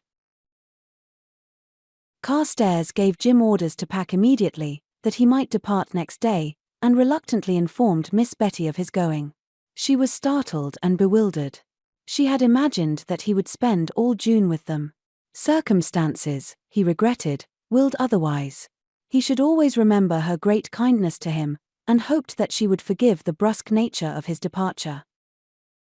When he told Diana, her eyes opened very wide and she laughed, pointing an accusing finger at him. "You are teasing, Mr. Carr," she cried, and ran into the house. That evening Miss Betty confirmed Jack's words, and seeing the hurt look in the girl's eyes, wisely held her peace. Next morning in the Pleasance Diana came across my lord, and went up to him, gravely questioning. "You are really leaving us today, Mr. Carr?" "I am afraid I must, Mistress Di." "So suddenly? Then you were not teasing yesterday?" "No, mademoiselle, I was not. I fear I have tarried too long, taking advantage of your kindness." "Oh, no, no," she assured him. "Indeed, you have not. Must you really go?" Looking down into her big eyes, John read the answering love in them, and grew pale. It was worse to think that she cared, too. If only he thought she was indifferent, parting would not seem so unbearable. "Mademoiselle, you overwhelm me, I must go." "Oh, but I am sorry. Your being here has been such a pleasure." She stopped, and looked away across the flowers. "You," prompted Jack before he could check himself. With a tiny laugh she brought her gaze back. "I am sorry you must leave us, naturally." She sat down beneath an arbor of roses, and patted the place beside her invitingly, with just the same unconscious friendliness that she had always shown him. My lord stayed where he was, with one hand on a tree trunk and the other fidgeting with his quizzing glass. "Mistress Di, I think it only right that I should tell you what I have told your father, and what I told your aunt some time ago, when she refused to believe me. To some extent I am here under false pretenses. I am not what you think me." Diana laced and unlaced her fingers, and thought that she understood. "Oh, no, Mr. Carr." "I am afraid yes, mademoiselle. I am a common felon, a highwayman." He bit the words out, not looking at her. "But I knew that," she said softly. "You knew it?" "Why, yes. I remember when you told Aunt Betty. You believed me?" "You see," she apologized, "I always wondered why you were masked. And yet you permitted me to stay." "How silly of you, Mr. Carr. Of course I do not care what you are. I owe so much to you." He wheeled round at that, and faced her. "Madam, I can bear anything rather than gratitude. Is it only that which has made you tolerate me all this time?" Her fingers gripped one another. Why, sir?" The flame died out of his eyes, and he drew himself up stiffly, speaking with a curtness that surprised her. "I crave your pardon. I should be whipped at the cart-tail for asking such an impertinent question. Forget it, I beg." Diana looked up at the stern face, half amazed, half affronted. "I do not think I quite understand you, sir." "There is naught to understand, mademoiselle," he answered with dry lips. "'Twere merely that I was coxcomb enough to hope that you liked me a little for mine own sake." She glanced again at his averted head with a wistful little smile. "Oh," she murmured. "Oh. And it is very dreadful to be a highwayman," she sighed. "Yes, mademoiselle. But surely you could cease to be one," coaxingly. He did not trust himself to answer. "I know you could. Please do." "That is not all," he forced himself to say. "There is worse." "Is there?" she asked wide-eyed. "What else have you done, Mr. Carr?" "I once," heavens, how hard it was to say, "I once cheated at cards." It was out. Now she would turn from him in disgust. He shut his eyes in anticipation of her scorn, his head turned away. "Only once," came the soft voice, filled with awed admiration. His eyes flew open. "Mademoiselle." She drooped her head mournfully. "I'm afraid I always cheat," she confessed. "I had no idea 'twas so wicked, although Auntie gets very cross and vows she will not play with me." He could not help laughing. "'Tis not wicked in you, child. You do not play for money." "Oh, did you?" "Yes, child. Then that was horrid of you, she agreed. He stood silent, fighting the longing to tell her the truth. But do not look so solemn, sir, the pleading voice went on. I am sure you must have had a very strong excuse. None. And now you are letting it spoil your life, she asked reproachfully. It does not wait for my permission, he answered bitterly. Ah, but what a pity. Must one moment's indiscretion interfere with all else in life? That is ridiculous. You have, what is the word, expiated. Yes, that is it, expiated it, I know. The past can never be undone, madam. That, of course, is true, she nodded, with the air of a sage, but it can be forgotten. His hand flew out eagerly and dropped back to his side. It was hopeless. He could not tell her the truth and ask her to share his disgrace. He must bear it alone, and, above all, he must not whine. He had chosen to take Richard's blame and he must abide by the consequences. It was not a burden to be cast off as soon as it became too heavy for him. It was forever, forever. He forced his mind to grasp that fact. All through his life he must be alone against the world, his name would never be cleared, he could never ask this sweet child who sat before him with such a wistful, pleading look on her lovely face, to wed him. He looked down at her somberly, telling himself that she did not really care, that it was his own foolish imagination. Now she was speaking, he listened to the liquid voice that repeated. Could it not be forgotten? No, mademoiselle. It will always be there. To all intents and purposes, might it not be forgotten, she persisted. It will always stand in the way, mademoiselle. He supposed that mechanical voice was his own. Through his brain thrummed the thought, it is for Dick's sake, for Dick's sake. For Dick's sake you must be silent. Resolutely he pulled himself together. It will stand in the way of what? Asked Diana. I can never ask a woman to be my wife, he replied. Diana wantonly stripped a rose of its petals, letting each fragrant leaf flutter slowly to the ground. I do not see why you cannot, sir. No woman would share my disgrace. No. No. You seem very certain, Mr. Carr. Pray have you asked the lady? No, madam.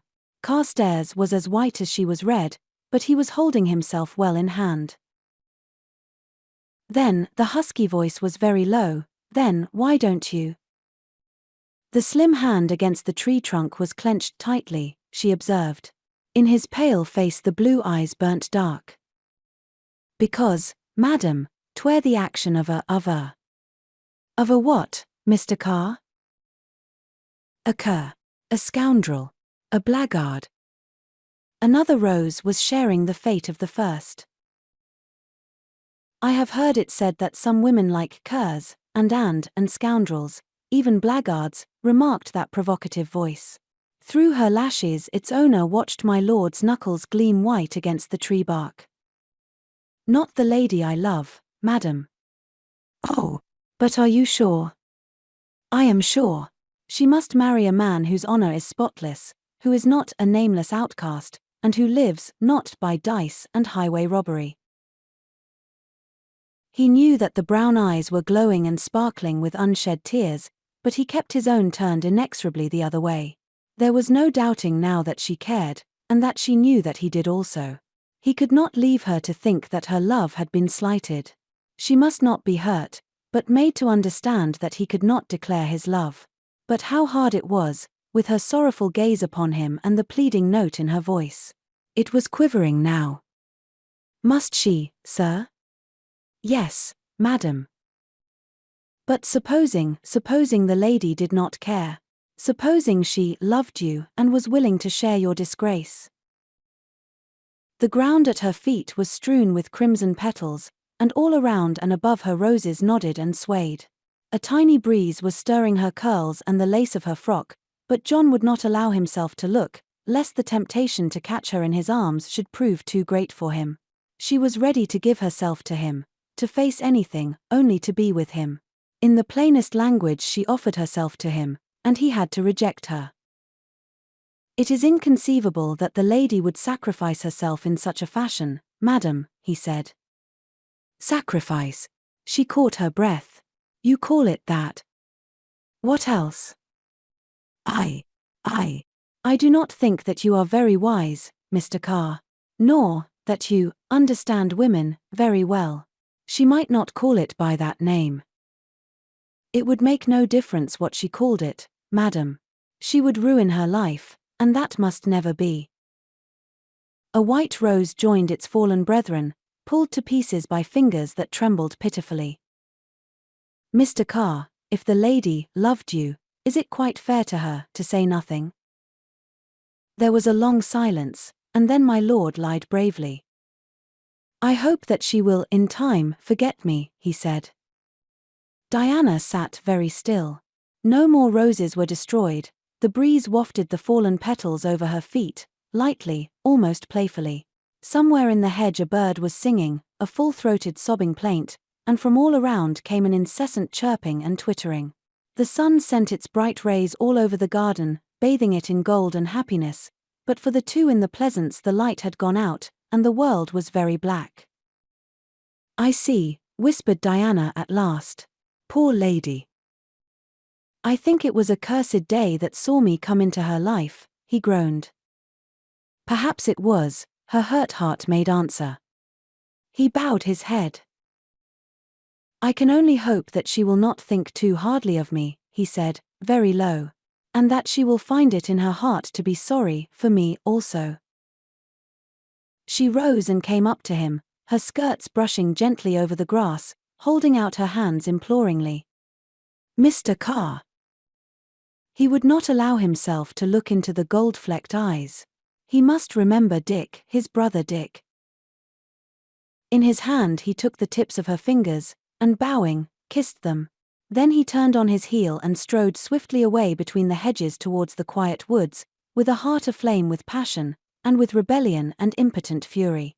He would go somewhere quite alone and fight the devil that was prompting him to cry the truth aloud and to throw aside his burden for love, forgetting duty. But Diana remained standing among the scattered flowers, very still, very cold, with a look of hopeless longing in her eyes and a great hurt. 15. Ahara's mind is made up. Jim Salter folded one of my lord's waistcoats and placed it carefully in an open valise. Then he picked up a coat, and spread it on the bed preparatory to folding it in such wise that no crease should afterwards mar its smoothness. All about him my lord's clothing was strewn, Mechlin ruffles and cravats adorned one chair, silk hose another, gorgeous coats hung on their backs, shoes of every description, red-heeled and white, riding boots and slippers, stood in a row awaiting attention, wigs perched coquettishly on handy projections, and piles of white cambric shirts peeped out from an almost finished bag. Jim laid the coat tenderly in the valise, coaxing it into decorous folds, and wondering at the same time where his master was. He had been out all the morning, and on his return had looked so ill that Jim had been worried, and wished that they were not leaving Horton House quite so soon. A little while ago my lord had been closeted with his host. Jim supposed he must still be there. He reached out his hand for another waistcoat, but before his fingers had touched it, he stopped, and lifted his head, listening. Hasty, impetuous footsteps sounded on the stairs, and came furiously along the corridor. The door was twisted open, and my lord stood on the threshold. Jim scanned the tired face anxiously, and noted with a sinking heart that the blue eyes were blazing and the fine lips set in a hard, uncompromising line. The slender hand gripping the door handle twitched in a way that Jim knew full well. Evidently my lord was in an uncertain mood. "Have you finished?" rapped out Carstares. "Not quite, sir. I wish to leave this year and not next, if 'tis all the same to you." "Yes, sir. I didn't know you was in a hurry, sir." There was no reply to this. My lord advanced into the room and cast one glance at his scattered baggage and another all round him. "Where is my riding dress?" Jim shivered in his luckless shoes. "'Tis packed, sir. Do you want it?" "Of course I want it. Do you suppose that I am going to ride in what I have on? I rather thought you were driving, your honor. I am not. The scarlet suit at once, please. He flung himself down in a chair before his dressing table and picked up a nail file.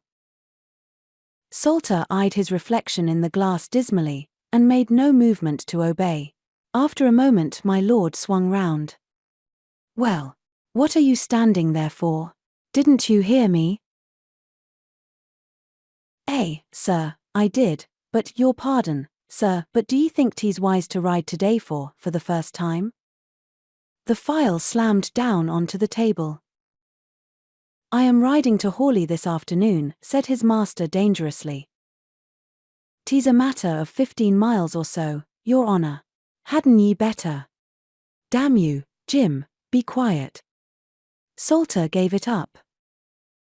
Very well, sir, he said, and unearthed the required dress. I'll see the baggage goes by coach, and saddle the mare and Peter. Not Peter. You go in the coach.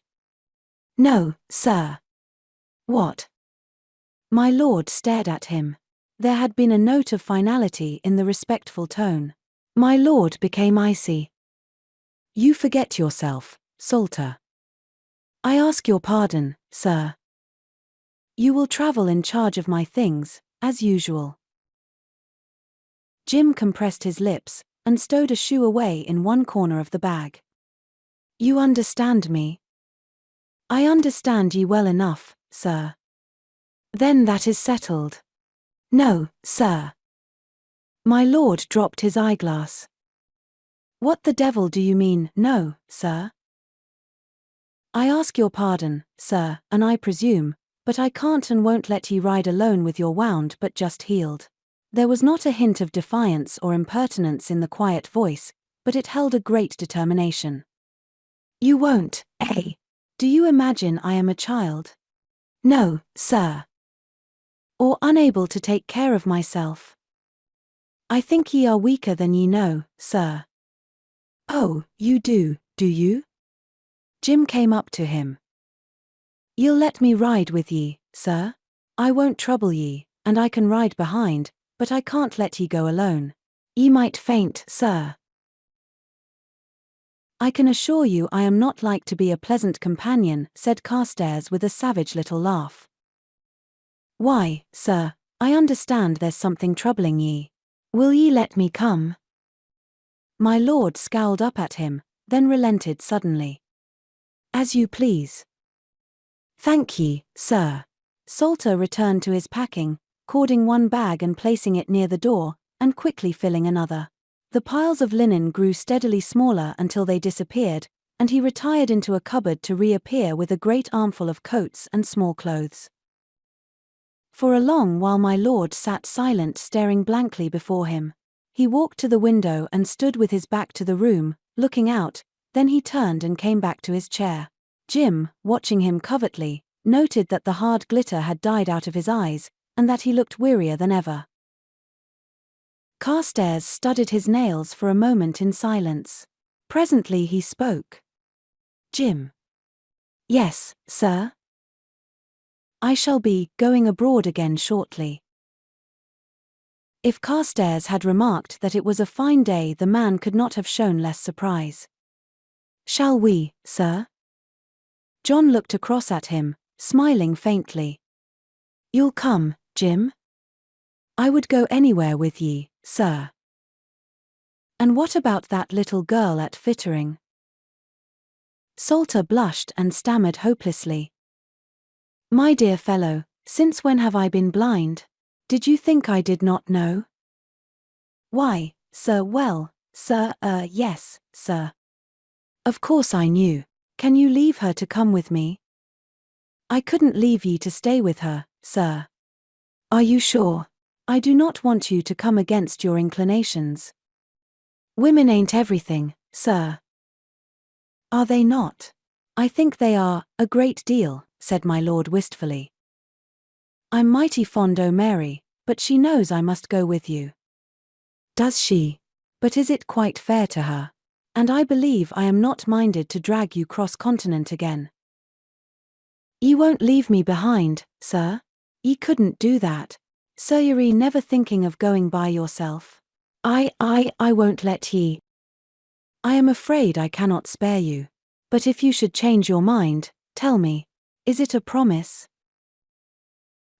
Sir. If I should change my mind. Salter's smile was grimly sarcastic. I am selfish enough to hope you'll not change. I think no one else would bear with my vile temper as you do. Help me out of this coat, will you? I'll never change, sir. And as to tempers, as if I minded. No. You are marvelous. My breeches. Thanks. He shed his satin smallclothes, and proceeded to enter into white buckskins. Not those boots, Jim, the other pair. He leaned against the table as he spoke, drumming his fingers on a chairback. A knock fell on the door, at which he frowned and signed to Jim, who walked across and opened it, slightly. Is your master here? Inquired a well-known voice, and at the sound of it my lord's face lighted up, and Salter stood aside. Come in, Miles. The big Irishman complied and cast a swift glance round the disordered room. He raised his eyebrows at sight of Jack's riding boots and looked inquiringly across at him. My lord pushed a chair forward with his foot. Sit down, man. I thought you were in London. I was. I brought Molly home yesterday, the darlint, and I heard that ye were leaving here this afternoon. Ah! And as I'm not going to let ye slip through me fingers again, I thought I would come and make sure of ye. Ye are a deal too slippery, Jack. Yet I was coming to see you again whatever happened. Of course. Ye are coming now, to stay. Oh no. O'Hara placed his hat and whip on the table, and stretched his legs with a sigh. Sure, 'tis stiff I am. Jim, I've a chaise outside for the baggage, so ye may take it down as soon as may be. Leave it where it is, Jim. Miles, 'tis monstrous good of you, but keep your butts to yourself, Jack. Me mind's made up. And so is mine. I really cannot. Me good boy, ye are coming to stay with us until ye are recovered, if I have to knock ye senseless and then carry ye. The lightning smile flashed into Jack's eyes. How ferocious! But pray do not be ridiculous over a mere scratch. Recovered, indeed. Ye still look ill. Nay, Jack, take that frown off your face. 'Tis of no avail, I am determined. The door closed softly behind Jim as Carstares shook his head. I can't, Miles. You must see 'tis impossible. Pooh. No one who comes to Thur's house knows ye or anything about ye. Ye need not see a soul, but come ye must. But, Miles. Jack, don't be a fool. I want ye, and so does Molly. 'Tis no trap, so ye need not look so scared. I'm not. Indeed, I am very grateful, but I cannot. I am going abroad almost at once. What? Yes. I mean it. O'Hara sat up. So it has come. I knew it would. What mean you? Ye found out that ye love Mistress Di. Nonsense. And she you? Jack looked at him. Oh, I'm a tactless oaf, I know, and me manners are atrocious to be for trying to break through the barriers ye put up round yourself. But, I tell ye, Jack, it hurts to be kept at the end of a pole. I don't want to force your confidence, but for God's sake don't be treating me as if I were a stranger. I beg your pardon, Miles. It's confoundedly hard to confide in anyone after 6 years' solitude. He struggled into his coat as he spoke, and settled his cravat. If you want to know the whole truth, 'tis because of Diana that I am going. Of course. Ye are in love with her. It rather points that way, does it not? Then why the divil don't ye ask her to marry ye? Why don't I ask her? Because I will not offer her a smirched name. Because I love her so much that he broke off with a shaky, furious laugh. How can you ask me such a question? I am a desirable part one, Hein? Nom. For what do you take me? Ahara looked up, calmly studying the wrathful countenance. Chivalrous young fool, he drawled. Again the short, angry laugh. It is so likely that I should ask her to marry me, is it not? Mademoiselle, you see in me an improvident fool. I began life by cheating at cards, and since then I shall believe it myself ere long. I seem to have told it to so many people. And I lay myself open to the impertinences of— He checked himself, thinking of the interview downstairs with Mr. Bowley. Rubbish, Jack. 'Tis not rubbish. I have one recommendation, only one. Faith, have ye as much? What is it?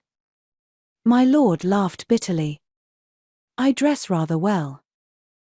And fence better, as far as I remember.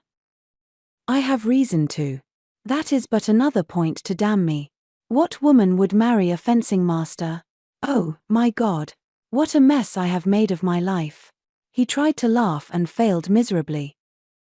I rather fancy Mistress Di would. She will not be asked thus to demean herself, was the proud answer. My dear Jack, ye forget ye are the Earl of Wyncham.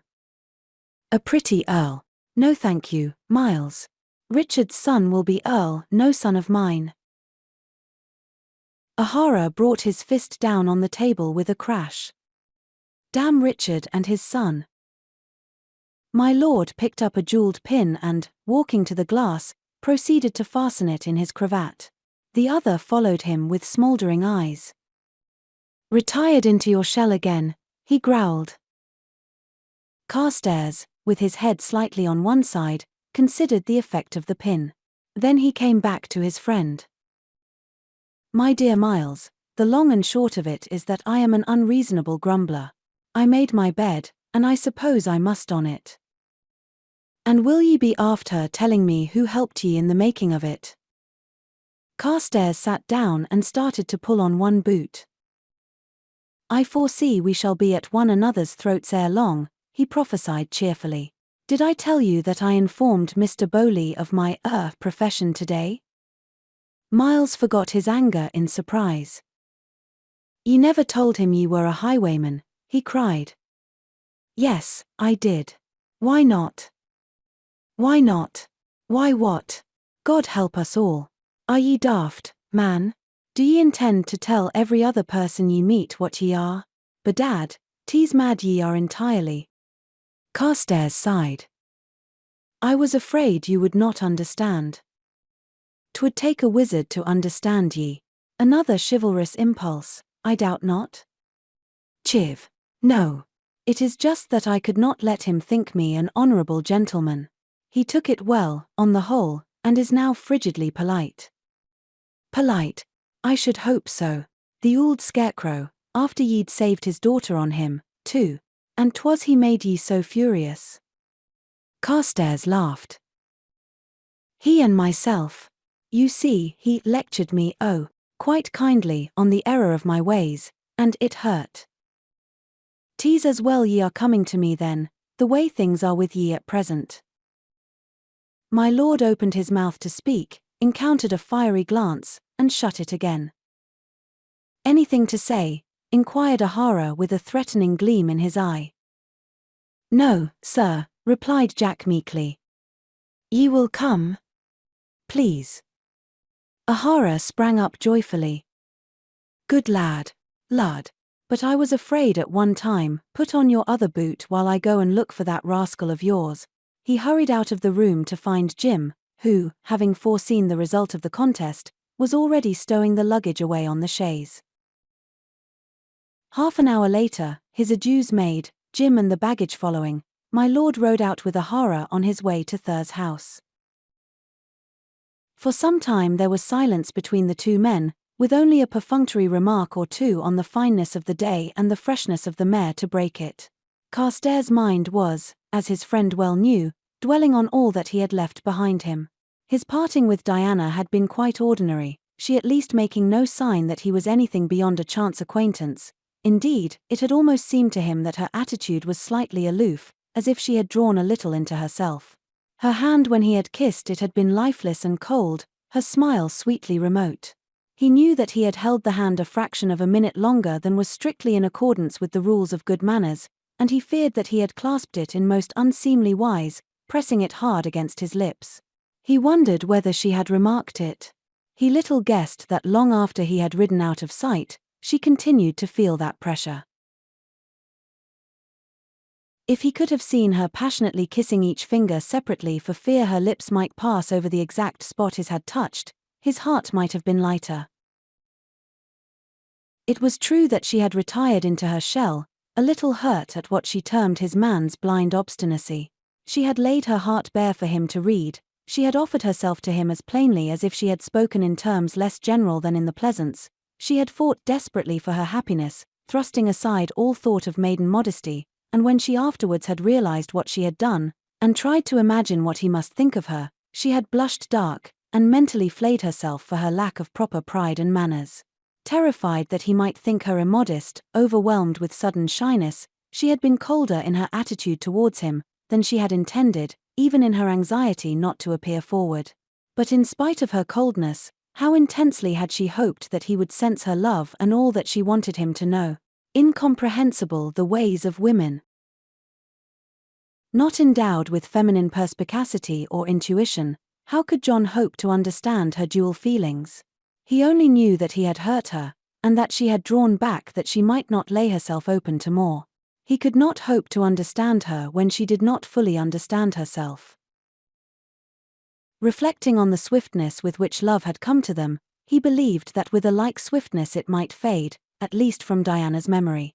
He told himself that he hoped for that end, but he was honest enough to know that it was the last thing in the world he wanted. The mere thought of Diana indifferent to him, or worse, another man's bride, made him bite on his underlip and tighten his hold on the rein. Ahara cast many a surreptitious glance at the stern young profile beside him, wondering whether his lordship would last out the tedious ride or no. He knew enough of Carstares' indomitable courage to believe that he would, but he feared that it would prove too great a strain on him in his present weakened condition.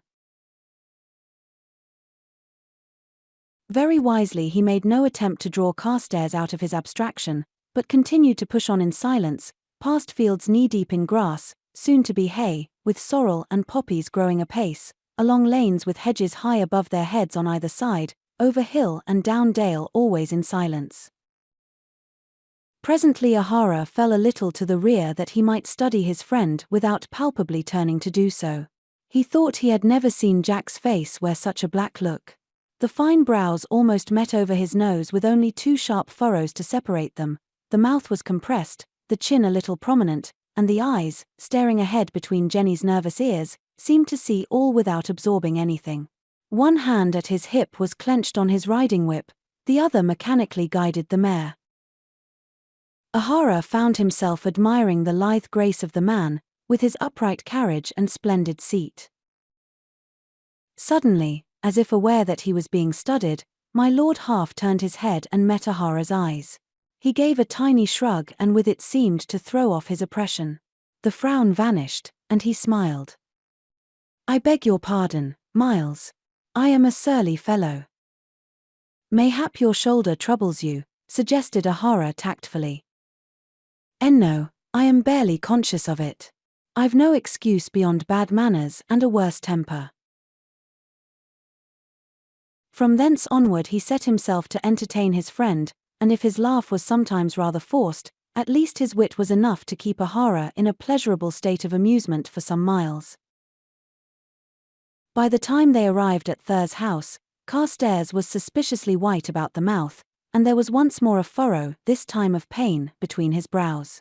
But he was able to greet my Lady Ahara with fitting elegance and to pay her at least 3 neat, laughing compliments before Ahara took him firmly by the arm and marched him to his room, there to rest and recover before the dinner hour. Shortly after, Jim arrived, highly contented with his new surroundings, and able to give a satisfactory verdict on Jenny's stalling. He had quite accepted Ahara as a friend, after some jealous qualms, and was now well pleased that his master should be in his house instead of roaming the countryside. At 5 o'clock, as the gong rang, my lord descended the stairs resplendent in old gold and silver trimmings, determined to be as gay and light-hearted as the occasion demanded, as though there had never been a Diana to upset the whole course of a man's life. Not for nothing had he fought against the world for 6 long years. Their teaching had been to hide all feeling beneath a perpetual mask of nonchalance and wit, never for an instant to betray a hurt, and never to allow it to appear that he was anything but the most carefree of men. The training stood him in good stead now, and even Ahara wondered to see him in such spirits after all that had passed. Lady Molly was delighted with her guest, admiring his appearance, his fine, courtly manners, and falling an easy victim to his charm. Ahara, watching them, saw with content that his capricious little wife was really attracted to my lord. It was a high honor, for she was hard to please, and many of Ahara's acquaintances had been received, if not with actual coldness, at least not with any degree of warmth. At the end of the meal she withdrew with the warning that they were not to sit too long over their wine, and that Miles was not to fatigue his lordship. Ahara pushed the decanter towards his friend. "I've a piece of news I dare say will interest ye," he remarked. Carstares looked at him inquiringly. "'Tis that his Grace of Andover has withdrawn his precious person to Paris." Carstares raised one eyebrow. "I suppose he would naturally wish to remain in the background after our little fracas." "Does he ever wish to be in the background?" "You probably know him better than I do." "Does he?" "He does not. 'Tis always in front he is, mighty prominent. Damn him." My lord was faintly surprised. "Why that? Has he ever interfered with you?" "He has interfered with me, best friend, to some purpose." "I fear the boot was on the other leg." "Well, I know something of how he interferes with Dick." Carstares put down his glass, all attention now. "With Dick? How?" Ahara seemed to regret having spoken. "Oh, well, I've no sympathy with him." "What has Tracy done to him?" "'Tis nothing of great moment. Merely that he and that worthless brother of his seek to squeeze him dry." "Robert?" "Andrew. I know very little of Robert." "Andrew. But he was a child." "Well, he's grown up now, and as rakish a young spendthrift as ye could wish for. Dick seems to pay their debts." "Devil take him." "Why?" "Heaven knows. I suppose Lavinia insists. We all knew that 'twas for that reason Tracy flung you both in her way." "Nonsense. We went of our own accord. She had but returned from school." "Exactly. And whose doing was that but Tracy's?" Carstares opened his eyes rather wide and leant both arms on the table, crooking his fingers round the stem of his wine glass. "Do the debts amount to much?" "I can't tell ye that. 'Twas but by chance I found it out at all. The Belmanours were never moderate in their manner of living." "Nor were any of us. Don't be so hard on them, Miles. I knew, of course, that the Belmanour estate was mortgaged, but I did not guess to what extent." "I don't know that either, but Dick's money does not go to pay it off. 'Tis all frittered away on gambling and pretty women." My lord's brow darkened ominously. "Yes. I think I shall have a little score to settle with Tracy on that subject some day." Miles said nothing.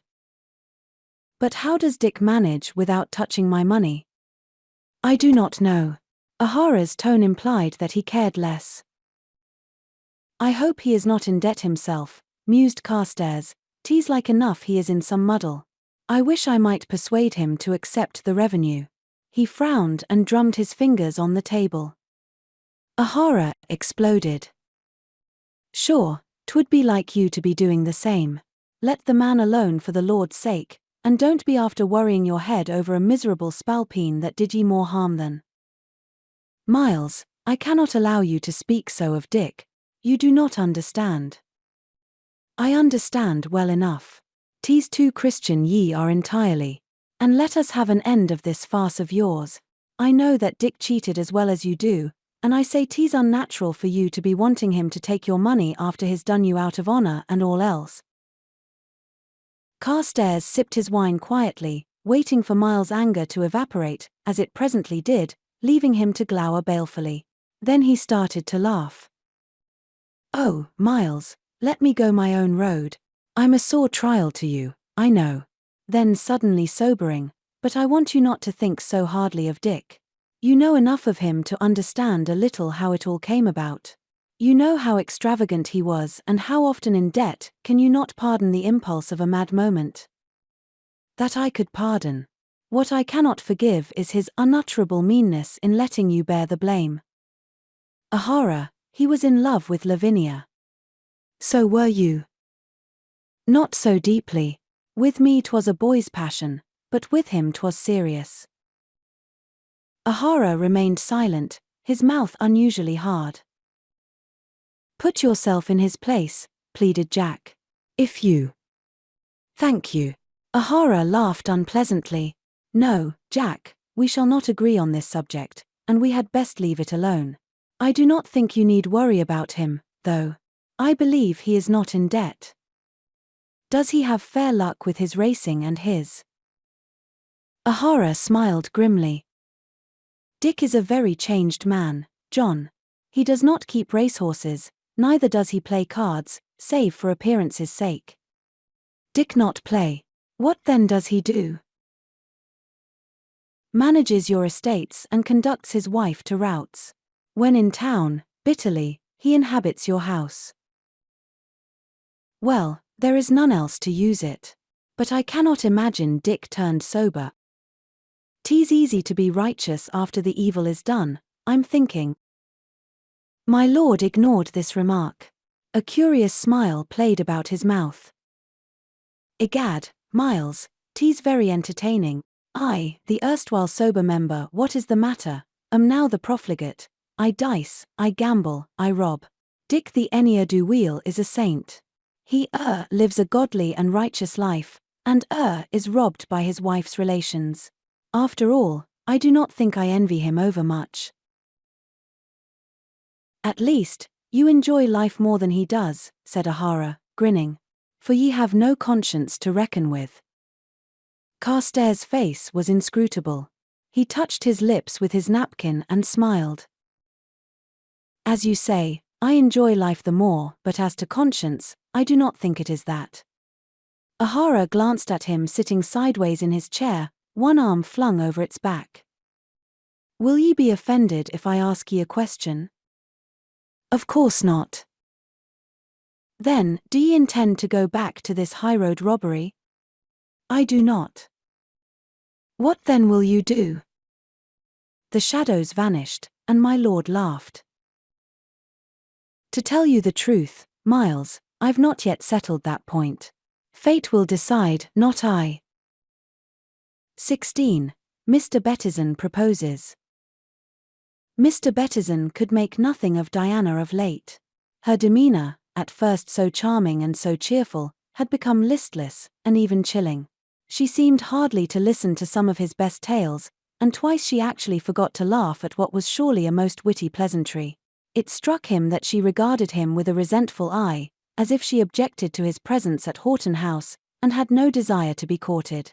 But Mr. Bettison was far too egotistic to believe such a thing, and he brushed the incredible suspicion away, deciding that her coldness was due to a very proper shyness. He continued his visits until they became so frequent that scarce a day passed without his strutting step being heard approaching the house and his voice inquiring for the Miss Bowleys. Mr. Bowley, who secretly hoped for Mr. Bettison as a son-in-law, would not permit the ladies to deny themselves, and he further counselled Miss Betty to absent herself after the first few moments, leaving the young couple together. Thus it was that it so continually fell to Diana's lot to receive the squire and to listen to his never-ending monologues. She persistently snubbed him, hoping to ward off the impending proposal, but either her snubs were not severe enough, or Mr. Bettison's skin was too thick to feel them, for not a fortnight after my lord's departure, he begged her hand in marriage.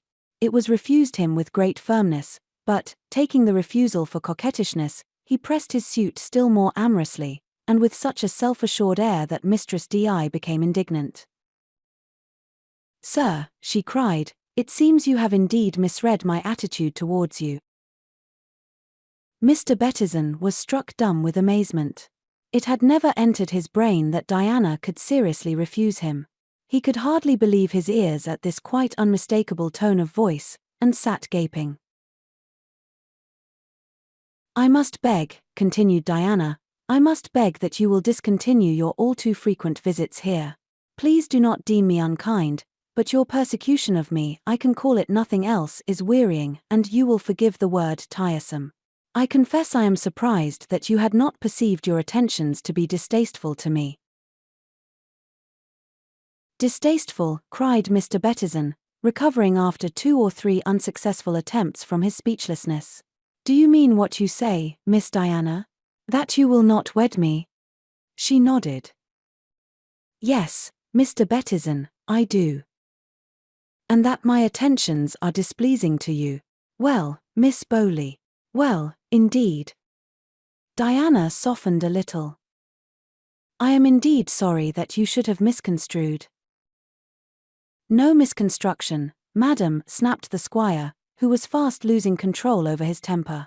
"Do you dare aver that you did not encourage me to visit you?" "I do, most emphatically." "Oh, I see what 'tis. You cannot hoodwink me. 'Twas never thus with you before that fellow came." "Mr. Bettison, I am entirely at a loss, but I desire you to leave this room before you say aught you may afterwards regret." He disregarded her. "You are infatuated by that overdressed popinjay, that insufferable Carr, who, from all I hear, is but a shady fellow, and who—" With a sweeping movement Diana had risen and walked to the bell rope. She now pulled it with such vigor that a great peal sounded throughout the house. She stood perfectly still, a statue of disdain, tall, beautiful and furious, with compressed lips and head held high. Mr. Bettison broke off and mopped his brow, glaring at her. Startled Thomas appeared at the door. "Did you ring, madam?" "Show Mr. Bettison out," was the proud answer. The squire got up awkwardly. "I am sure I apologize if I said aught that was untrue," he mumbled. "I hope you will not take my words amiss." "I shall try to forget your insults, sir," she replied. "The door, Thomas." Mr. Bettison went out, and his step had lost some of its self-confident swagger. For a full minute after the great front door had shut behind him, Diana stood where she was, and then the color suddenly flamed in her cheeks, and she turned and ran out of the room, up the stairs, to her own chamber, where she indulged in a luxurious fit of crying. From this enjoyable occupation she was interrupted by a rap on the door, and Miss Betty's voice desiring to know if she was within. She instantly started up and with hasty fingers straightened her tumbled curls. "Pray enter," she called, trying to sound jaunty. To complete the illusion, she started to hum. Her aunt entered. "I came to see if you had my broidery. I cannot find it, and I am sure 'twas you brought it in from the garden this morning."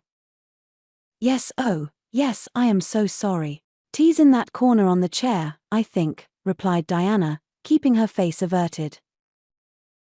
Miss Betty cast a shrewd glance at her, and sat down on the sofa with the air of one who means to stay. "What is it, my love?" she demanded. Diana pretended to search for something in a cupboard. "Nothing, aunt. What should there be?" "I do not know. 'Tis what I want to find out," answered Miss Betty placidly. "There is naught amiss, I assure you." To prove the truth of this statement, Diana essayed a laugh. It was a poor attempt, and wavered pitifully into a sob. "My pet, don't tell me, you are crying." I mean not," avowed Diana, hunting wildly for her pocket handkerchief. "'Tis a cold in the head I have had these 3 days." "Indeed, my love? Longer than that, I fear." "Yes, perhaps so. What do you mean?" "I doubt but what you caught it the day that Mr. Carr left us." Diana started. Pray, do not be ridiculous, auntie. No, my dear. Come and sit beside me and tell me all about it, coaxed Miss Betty. Diana hesitated, gave a damp sniff, and obeyed. Miss Betty drew her head down onto her shoulder soothingly. There, don't cry, my sweet. What has happened? Tease that odious Mr. Bettison, sobbed Diana. He had the audacity to ask me to marry him.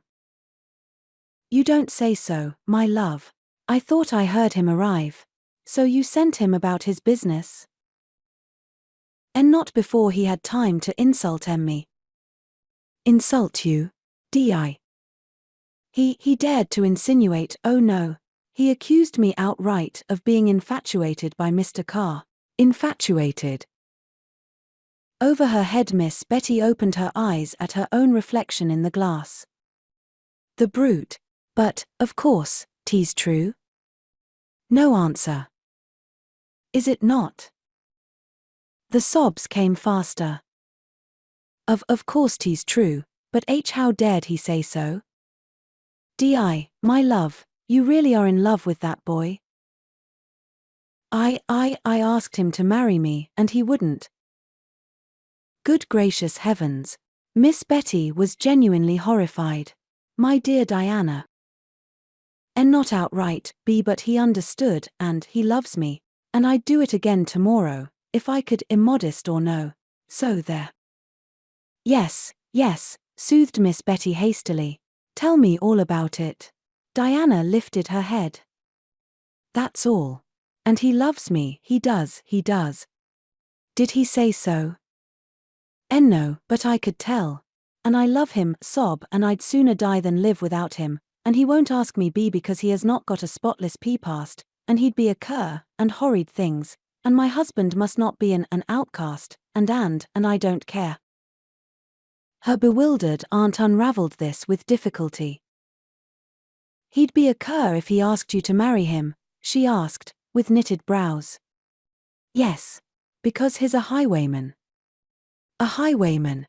Then 'twas true what he said. Well, I should never have thought it. That nice boy.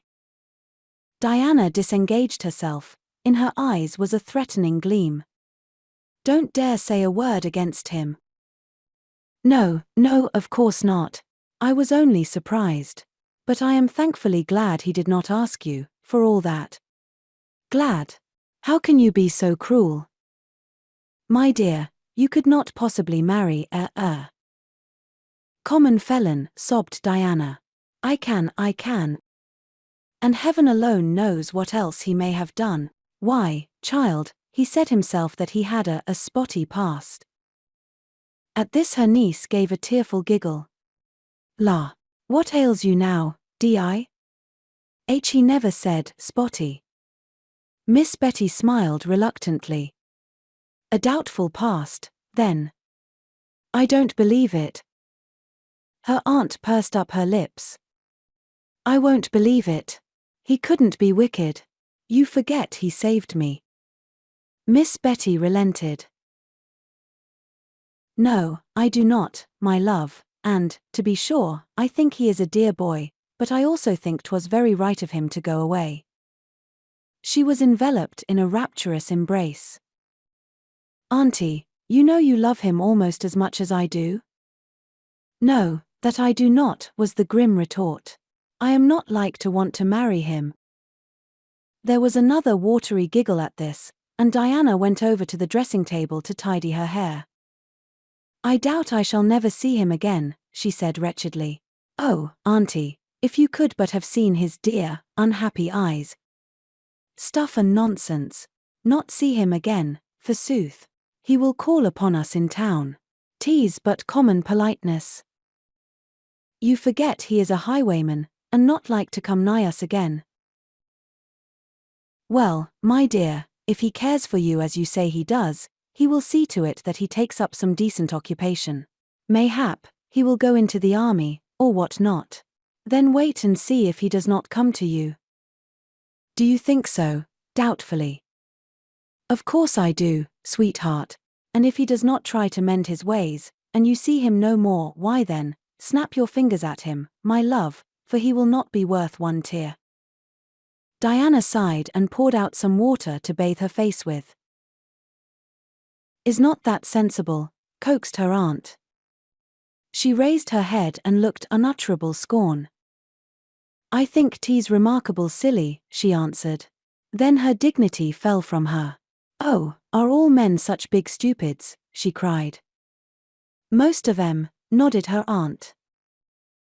But can't he tell that I shall be, oh, so miserable, and that I should not ruin my life if I married him? My dear, once a man gets an idea into his head, 'tis the very devil to get it out of him. Not but what I think Master Jack is right, mind you. And your dear papa and I had looked higher for you. After all, what is Mr. Carr? He is the only man I will ever marry, so you may cease looking higher for me. I suppose you want me to marry that great gaby, Sir Dennis Fabian, you are forever inviting to the house? Or, perhaps, this gallant Mr. Bettison? Or Mr. Everard? How can you be so unkind? I am not. But I could not bear to see you throw yourself away on a highwayman, my dear. Diana ran to her, putting her arms round her neck. Dearest auntie, forgive my rudeness. I know you did not mean to be unkind, but you do not understand, I love him. I always said you'd take it badly, nodded Miss Betty gloomily. Take what badly? Love. And no man is worth one teardrop, sweet. The confident, tender little laugh that answered this statement made her look at her suddenly changed niece in surprise. You don't know, said Diana. Her eyes were soft and luminous. You just do not know. Before Miss Betty could think of a suitable retort, a knock fell on the door. It was opened, and Thomas was found to be without. My Lady O'Hara is below, madam. For an instant the two ladies stared at one another. Then, La and drat, said Miss Betty, with the drawing-room in a muddle after cleaning. Diana nodded to the man. We will come, Thomas. Then as soon as he had withdrawn, she stared again at her aunt. Lady O'Hara, but why? I suppose she felt she must call after Sir Miles had been here so often. But why, for goodness sake, must she choose the one day that the drawing-room is all untidy? Drat again, I say. Diana was powdering her little nose, and anxiously looking to see if the tear-stains had quite vanished. 'Tis not untidy, Aunt Betty. Oh, I am quite eager to see her, I think she must be charming, from all Sir Miles said. Do hurry, Aunt. Miss Betty stuck a pin into her hair and smoothed out her dress. And me in this old taffeta, she grumbled. Diana swirled round, her own peach-coloured silk rustling fashionably. Never mind, dear, you look very sweet. But do be quick. Miss Betty suffered herself to be led to the door. 'Tis all very fine for you, my love, with a new gown fresh on today. Will you just take a look at my petticoat, though?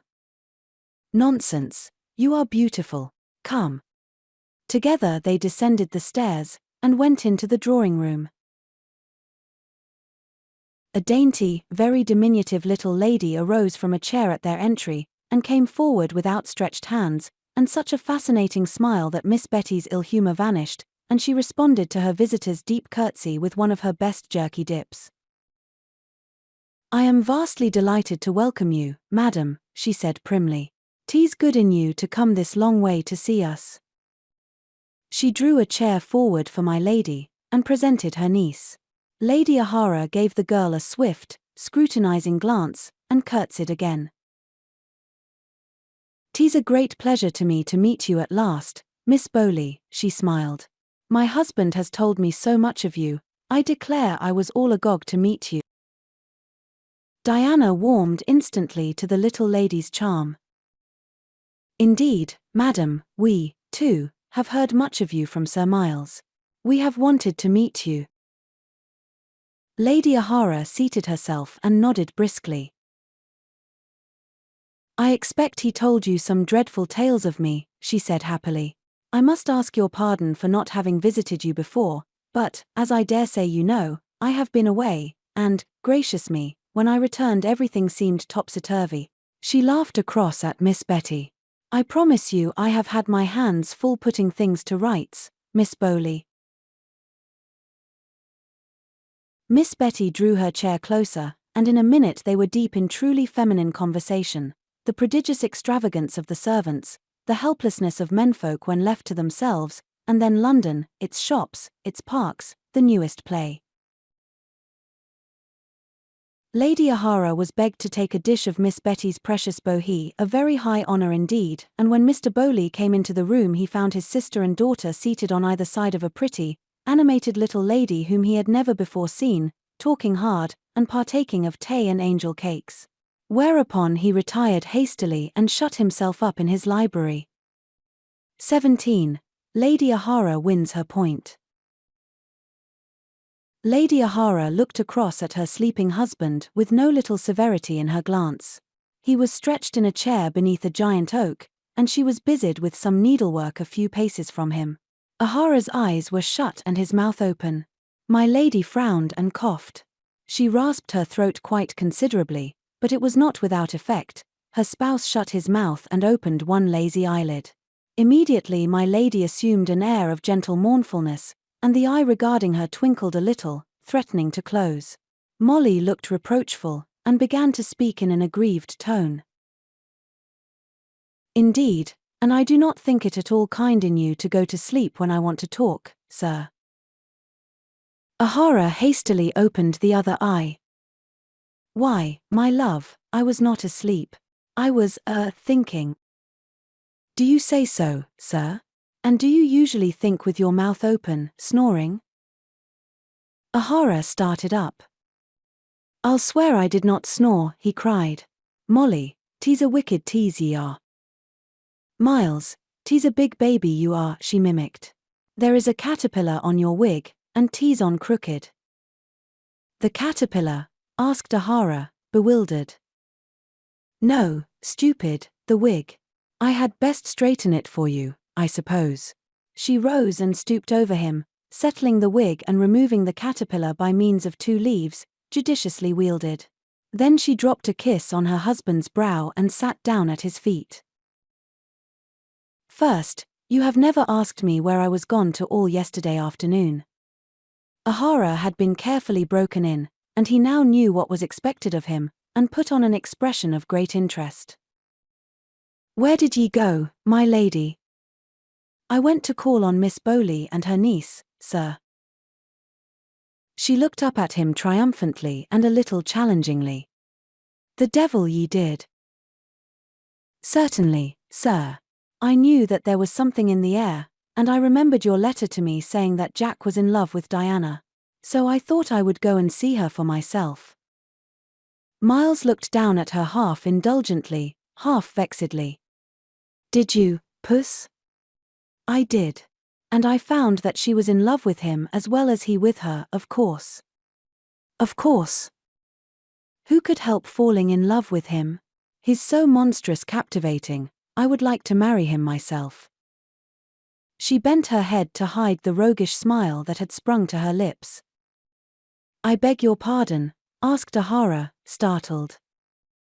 My lady traced patterns on his knee.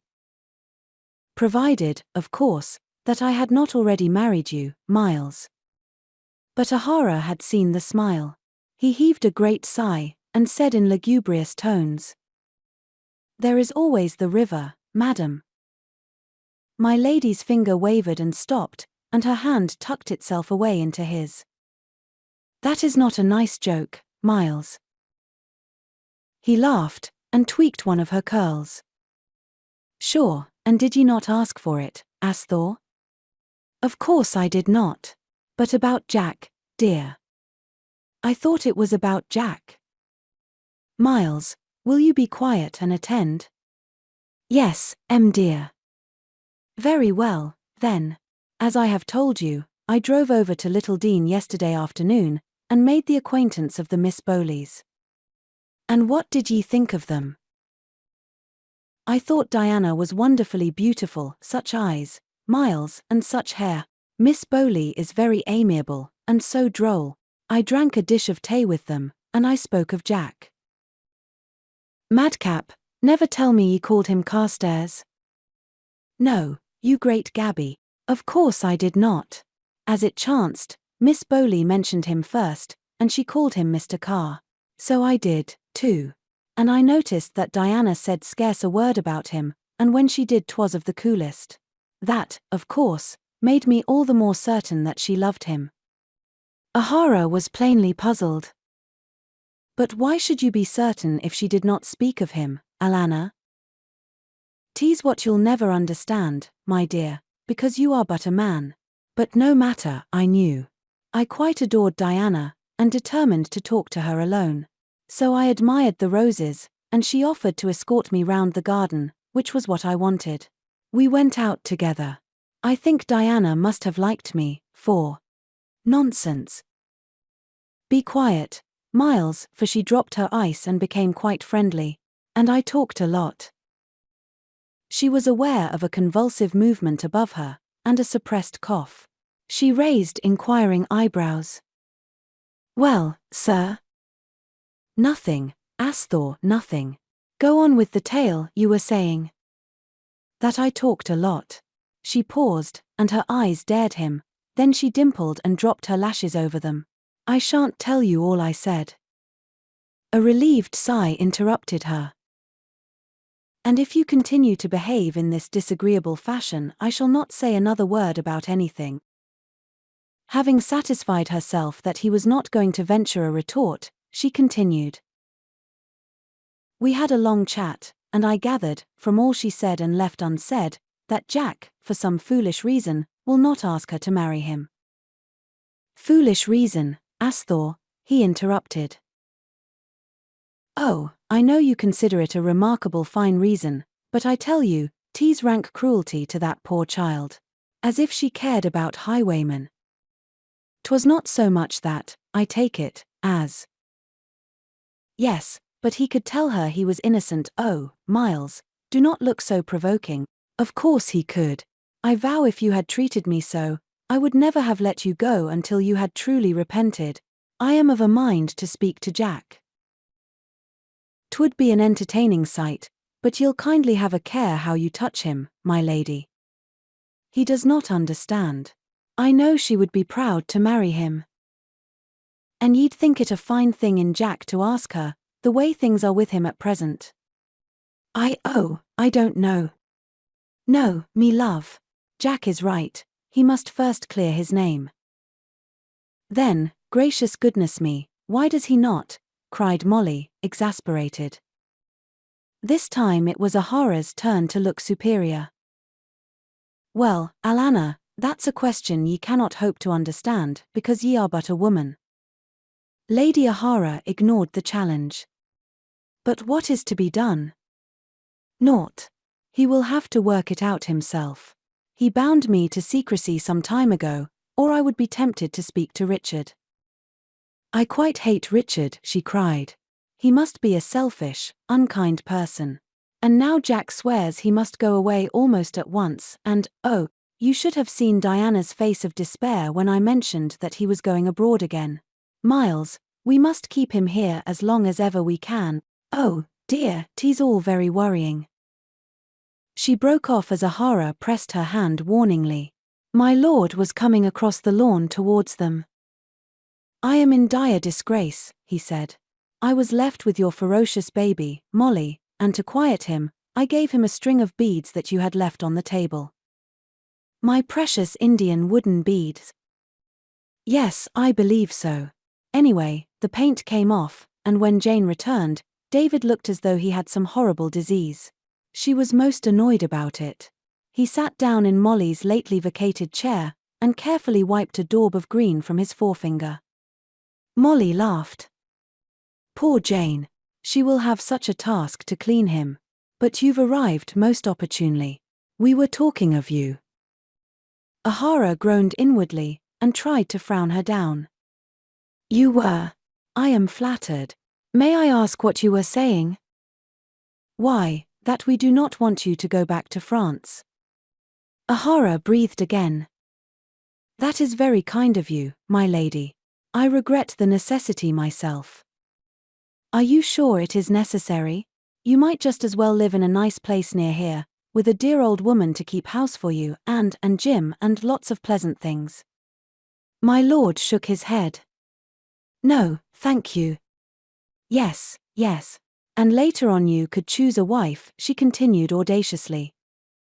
Not at all. There would be no choice. I should be made to marry the dear old woman. You would bully me into it. She laughed.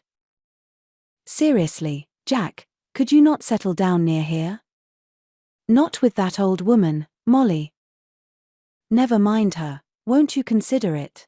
No one need know you, in fact, you need see no one, and oh, Jack, don't look like that. Miles, is he not ridiculous? Sure, Alana, 'tis a dreary life he'd be leading, chuckled O'Hara. I see what it is, Molly. You have planned to make me a recluse, and to marry me to my housekeeper. I protest, 'tis great ill usage. Molly eyed him doubtfully. Would you much object to the life, John? Madam, he replied solemnly, you would find my corpse in the garden at the end of the first week. Of course I should not like that, she pondered. But I do not see what else we can do for you. Oh, and that reminds me. I drove over to Little Dean yesterday. Miles, my love, will you be so kind as to fetch me my hat? I protest, the sun.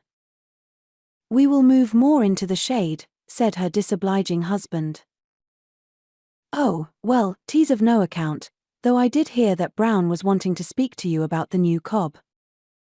'Tis prodigious thoughtful of you, Molly, but I met Brown some time ago. Lady O'Hara gave it up. Well, as I was saying, Jack, I went to call at Horton House. Dear me, what a beautiful girl Diana is, to be sure. Carstares tried to think of something to say, and failing, made a non-committal sound. Yes. They both sent their kind wishes, and hoped you were better. Goodness, 'tis very close here. I wonder if you will give me your arm round the garden? And would you fetch me my hat? I left it in the hall, I think. Thank you very much. She waited until he was out of earshot before she turned to her husband. Now, Miles, you must please to stay where you are. I am not going to do anything indiscreet. Molly, I can't have you worry him. No such thing. I am going to coax him to stay here instead of going abroad. I feel sure that if we can but persuade him to stay, something will happen. What will happen? Something. How do you know? I don't know, I only feel it. Very well, Asthore. If you can tease Jack into staying, I'll bless ye. That will be most enjoyable, I make no doubt, she answered, and stepped back out of reach. Oh, thank you, John. She tied the hat over her curls, and placed her hand on my lord's arm. Lazy Miles is going to sleep again, she said. And I so dislike to hear him snore, so let's go a long way away, into the rose garden. Don't go so far as all that, drawled Miles, closing his eyes. You will tire yourselves. Do you allow him to make these ribald remarks? Inquired Jack, waiting for her to extricate a stone from her shoe. Not usually, she answered. He takes advantage when you are here. She dropped the pebble on top of O'Hara and strolled away with my lord. As soon as they had rounded a corner in the shrubbery, she commenced the attack. I want to speak to you of Miles, she confided. He is so worried. Is he, Molly? Faith, I hadn't noticed it. She reflected that neither had she, but continued, nothing daunted. Ah, but he is. What worries him? You, sighed the lady mournfully. 'Tis the thought of your leaving us. I feel it myself. Why? He had hoped you would be with us for a long time, as I had. 'Tis monstrous good of you both, but I am sure I do not know what I shall do with Miles when you are gone. He was so looking forward to having you with him. Molly. And, indeed, It has come as a great disappointment to both of us to hear you talk of leaving. Won't you think better of it? Molly, you overwhelm me. How can I remain here indefinitely? If only you would. You don't know how happy it would make us. I declare Miles will worry himself quite ill if you persist in being so unkind. Oh, Molly, you rogue. She could not repress a smile, but checked it almost at once. I mean it, Jack. What? That Miles is worrying himself ill over me? Fie. Perhaps not as bad as that, she admitted. But, indeed, he is much perturbed, and, oh, I wish that you would not make us so unhappy. She dabbed at her eyes with a wispy handkerchief, but managed to watch his face all the same. David loves you so, the pet. And Miles is so delighted to have found you again, and I like you, and I think 'twill be indeed rude and horrid if you do go, besides being so silly. Do you, Molly? You make me feel I should be an ungrateful bore to refuse. The handkerchief was whisked away. Then, of course you won't try to refuse. You'll stay? Promise. I cannot thank you enough. Oh, you nice Jack. Till the autumn? Promise. Molly, I really. Promise. I shall cry if you do not. I cannot. How could I prey upon your hospitality for so? What rubbish, Jack. As if Miles had not spent months and months at Wyncham when you were boys. That was different. When you were boys, and now you are so proud that you refuse to stay 3 miserable little months with us. No, no, Molly, indeed, 'tis not that. Confess, if Miles were a bachelor, you would not hesitate. He was silent, nonplussed. You see. And just because he has a wife you are disagreeable and proud. You feel you cannot bear to stay with me. I swear I do not. Then why do you refuse? She triumphed. Molly, really, he broke off, laughing. You little wretch, you leave me nothing to say. Then you will stay, as I ask? You are quite sure? Quite. Thank you very much, I will stay.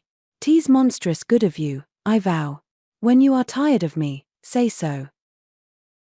I will, she promised.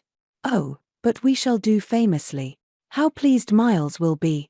By the way, she continued, airily, I asked the Miss Bowleys to honor us on Wednesday, but, unfortunately, they could not. Still, perhaps some other d. She stopped, a little frightened, for he was standing before her, gripping her shoulders in a very elder brotherly fashion. Listen to me, Molly. I know that you have discovered that I love Diana, and I know that you think to be very kind and to bring us together. But I tell you that 'twill not be kind at all, only very cruel to us both. If you worry her to come here, I must go. Do you see? Molly looked into the stern eyes, and her lip trembled. I'm very sorry, she faltered. Jack drew her arm through his once more. 'Tis nothing to be sorry about, and, indeed, I am very grateful to you for trying to make me happy. But please do not. No, I promise I will not. But do you think you are being quite fair to? Molly, tell me this, do you think you are being quite good to disobey your husband? The blue eyes were dancing. She smiled doubtfully. What do you mean, Jack? Do you tell me that Miles did not expressly forbid you to mention this subject to me? She pulled her hand away, her mouth forming a soundless. Oh.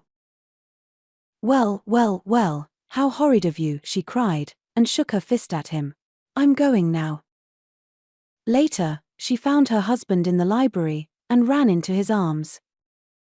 Do you mind holding me tightly? She asked. I've been put in the corner. What? A horror drew her onto his knee. Yes, figuratively, by Jack.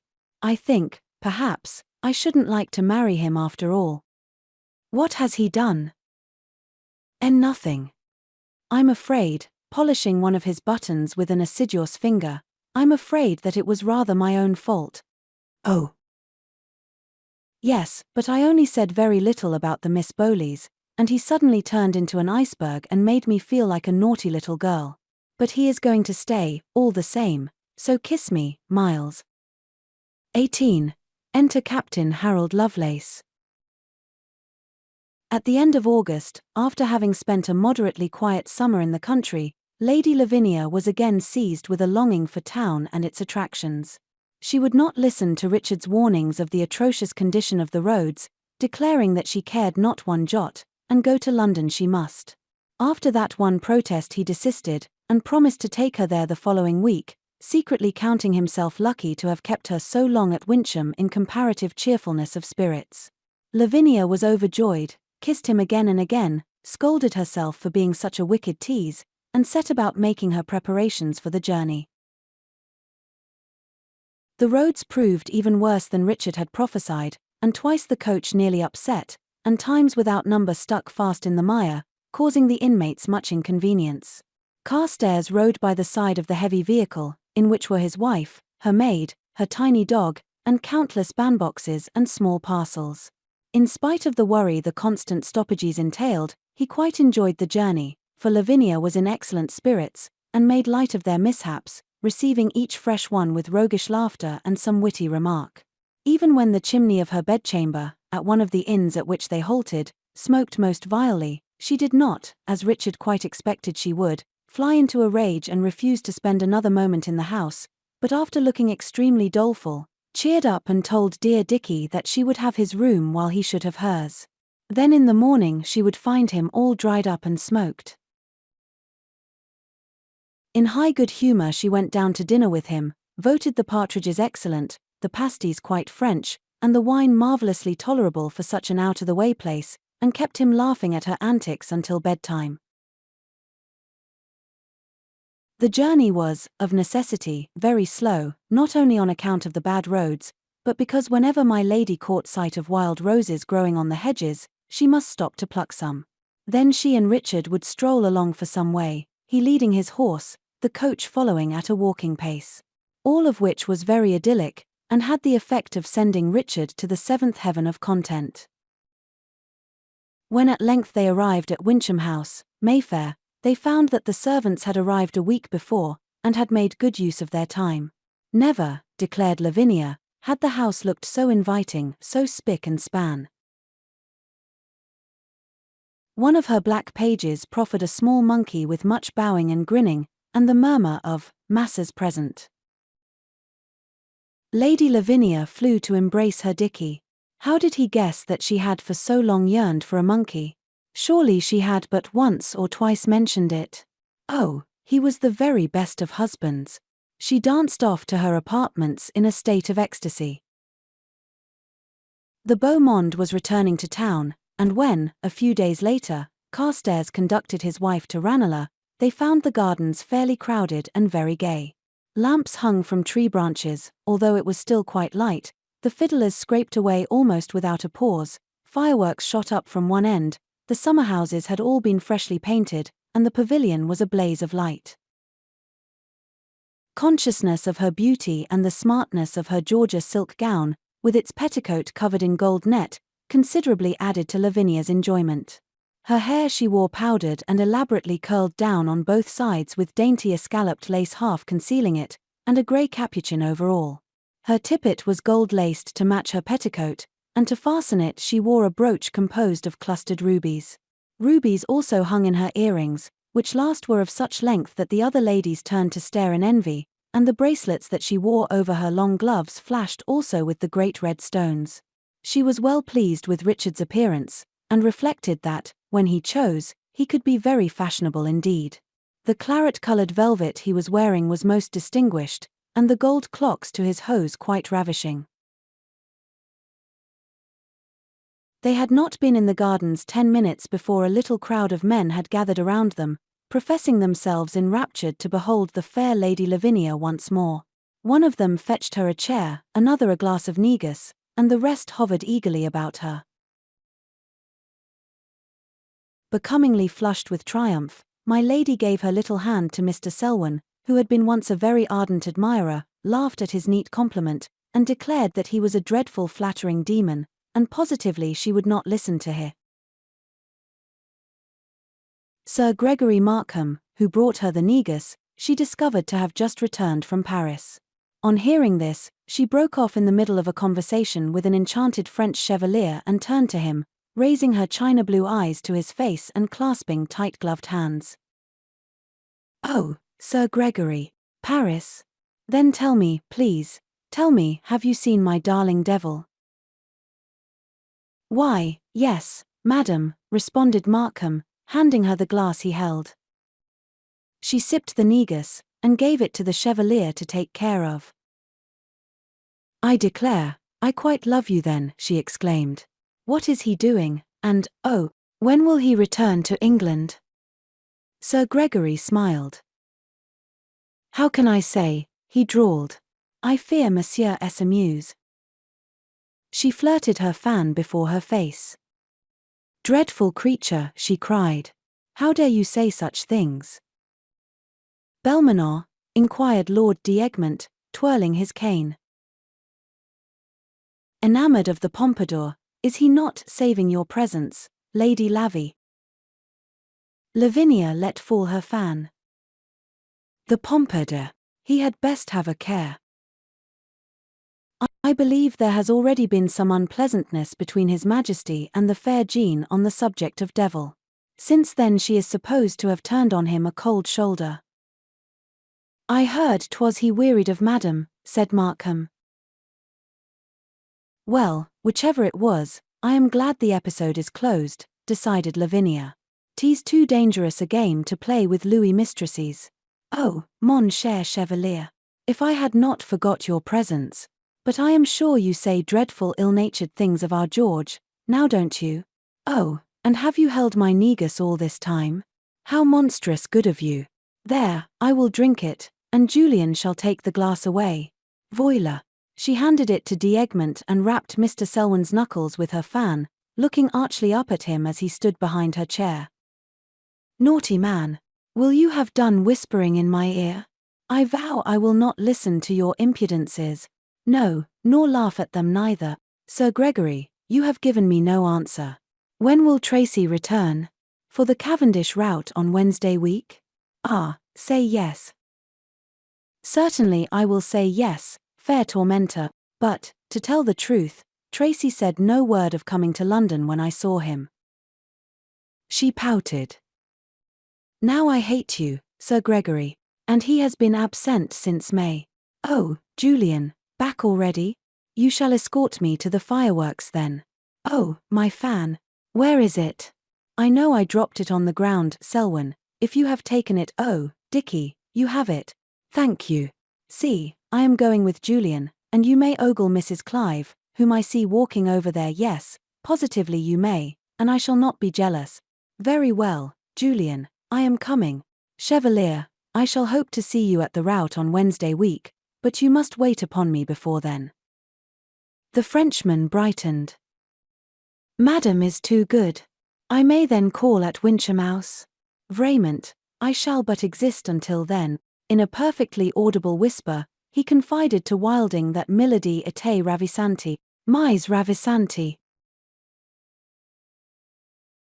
Lady Lavinia went off on her gratified cavalier's arm, encountering many bows and much admiration as she passed down the walk, leaving her husband not to ogle the beautiful Kitty, as she had advised, but to saunter away in the direction of the pavilion in company with Tom Wilding and Markham.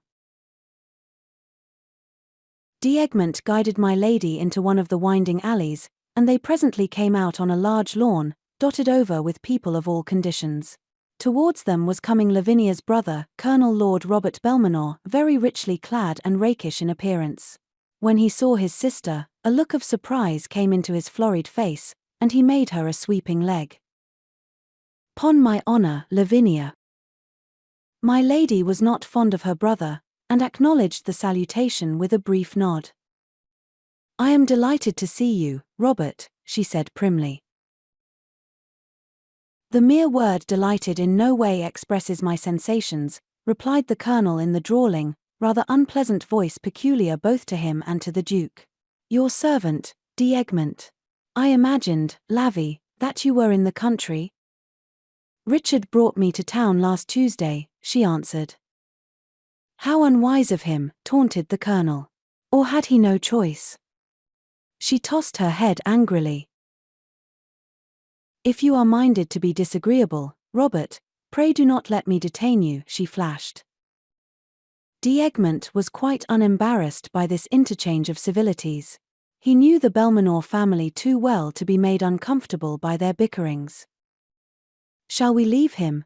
He asked Lavinia, smiling. Yes, she pouted. He is determined to be unpleasant. My dear sister, on the contrary, I believe I can offer you some amusement. Lovelace is in town. Captain Harold, she cried incredulously. The same. Oh, Bob. Impulsively she withdrew her hand from Julian's arm, transferring it to the colonel's. I must see him at once. To think he is returned after all these years. Quick, Julian, dear lad, go and find him and tell him 'tis I, Lavinia, who want him. You know him, do you not? Yes, I thought you did. Send him to me at once, at once. D'Egmont looked very crestfallen at having his walk with the goddess thus cut short, but he had perforce to kiss her hand and to obey. Yes. I thought you would be pleased, remarked Lord Robert, and chuckled. Allow me to point out to you that there is a chair, 2 chairs, in fact, quite a number of chairs immediately behind you. She sat down, chattering excitedly. Why, 'tis nigh on 5 years since I saw Harry. Has he changed? Lud. But he will deem me an old woman. Is he like to be in town for long, I wonder? Dear me, Bob, look at the 2 ladies over behind that seat, gracious. What extraordinary coifs, to be sure. And cherry ribbons, too. Tell me, Bob, where did you meet Harry Lovelace?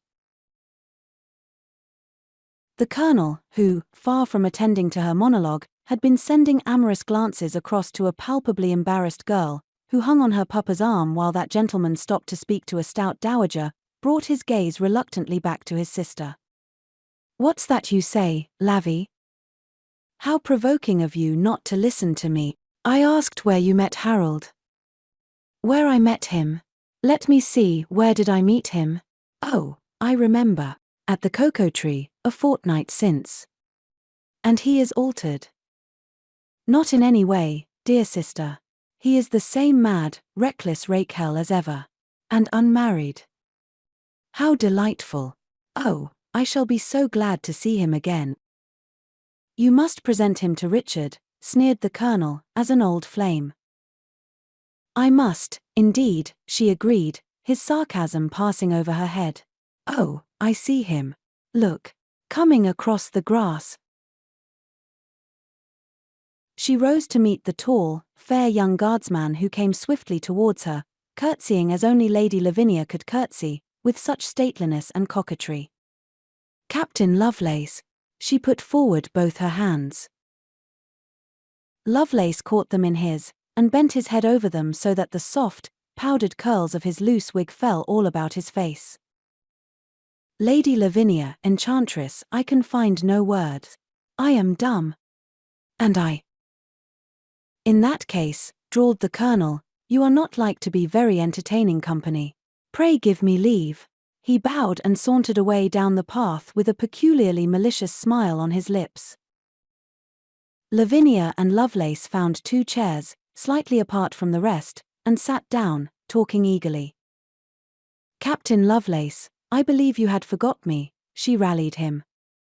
Never, he answered promptly. Not though you well nigh broke my heart. No, no, I did not do that. I never meant to hurt you. He shook his head disbelievingly. You rejected me to marry some other man. Do you say you did not mean to? You naughty Harry. You never married yourself. I. The delicate features expressed a species of hurt horror. I marry? No. I was ever faithful to my first love. She unfurled her fan, fluttering it delightedly. Oh, always, Harold. Now speak the truth.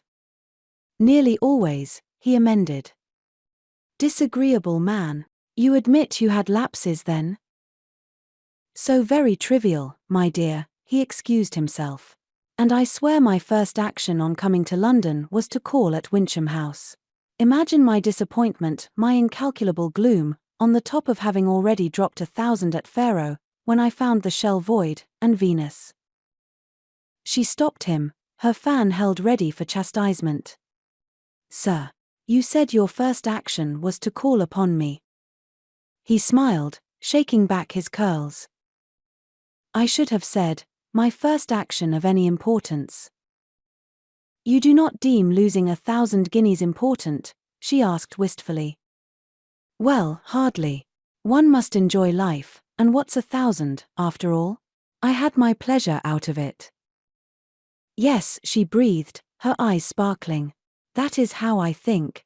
What pleasure can one get if one neither hazards nor spends one's money? Oh, well. She shrugged one shoulder, dismissing the subject. Have you seen Tracy of late? He was at a court ball I attended at Versailles, but I did not have a chance of speaking with him.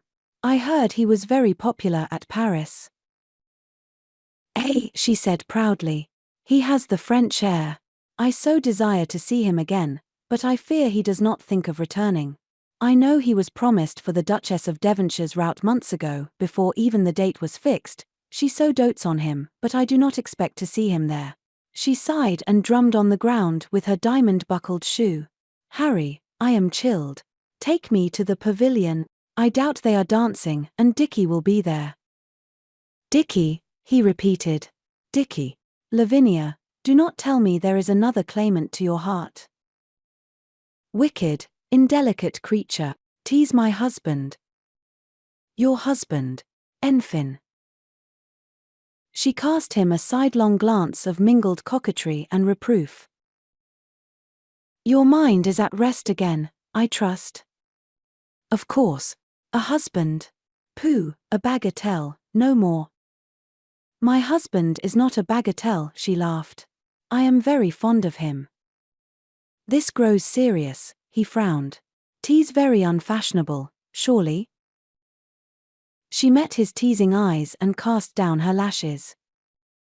Captain Lovelace, you may take me to the pavilion.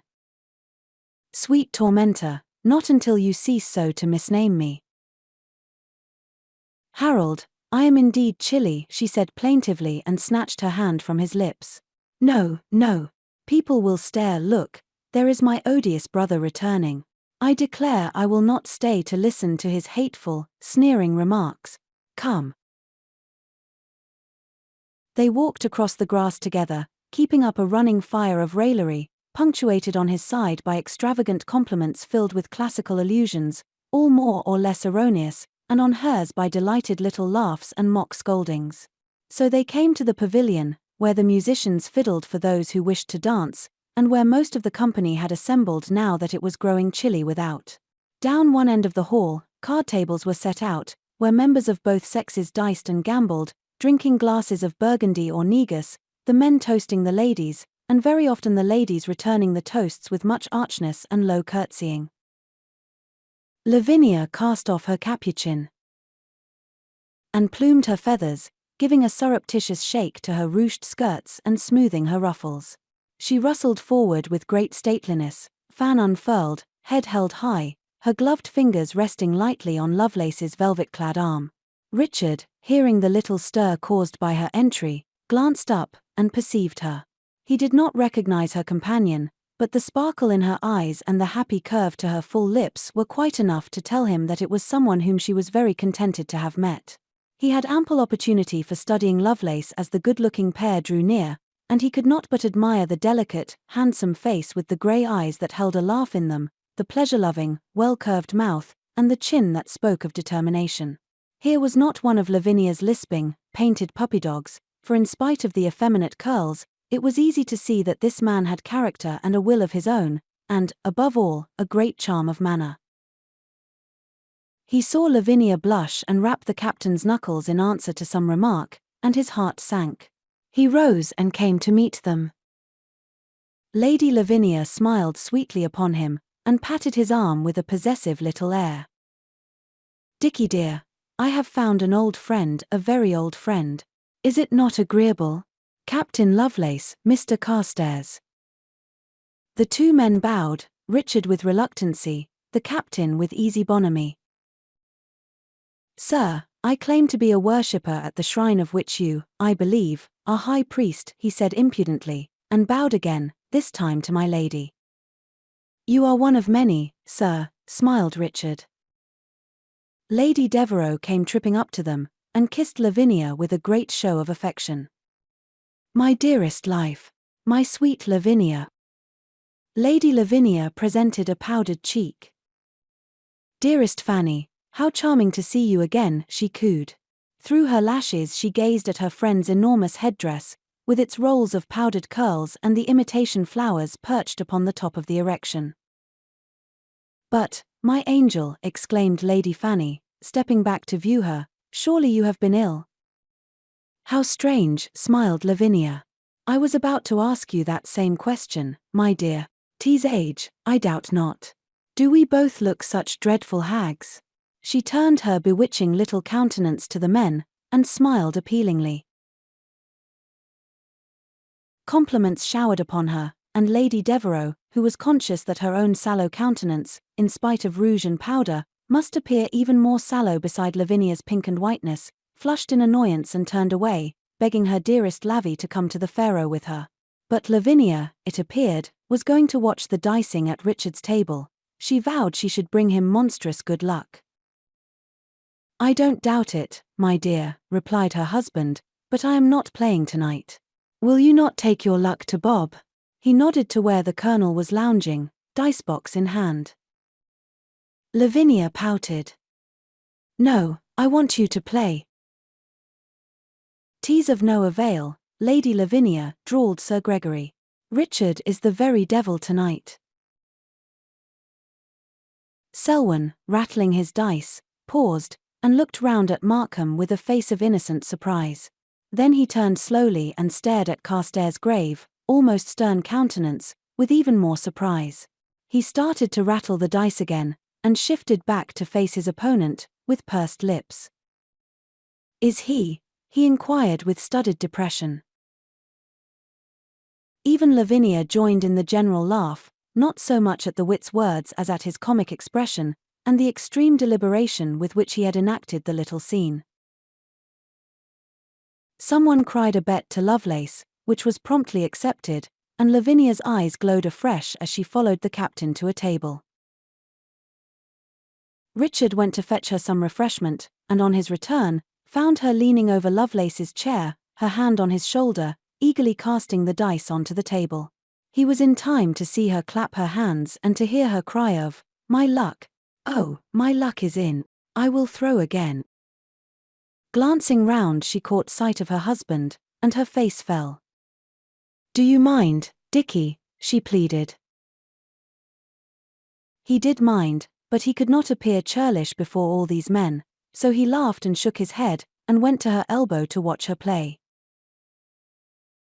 When she at length ceased, her luck had run out, and she had lost her much-prized ruby earring to Mr. Selwyn, who placed it carefully in his vest pocket, vowing he should wear it next his heart forever. Then, and then only, did she consent to leave the gaming tables for the dancing hall, and for another hour Richard had the felicity of watching her tread the minuet with various young bloods, but most often with her new-found Harry Lovelace. 19. The reappearance of His Grace of Andover. It seemed to Richard in the days that followed, that Captain Lovelace was never out of his house. If he went to his wife's boudoir, there was Lovelace, hanging over her while she played upon the spinet or glanced through the pages of the Rambler. If Lavinia went to a ball or masquerade, the captain was always amongst the favoured ones admitted to her chamber for the express purpose of watching her don her gown and judiciously place her patches.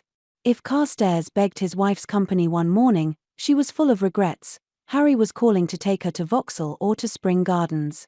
When he entered his door, the first sight that met his eyes was the captain's amber-clouded cane and point-edged hat, and when he looked out of the window, it was more often to see a chair draw up at the house and Lovelace alight.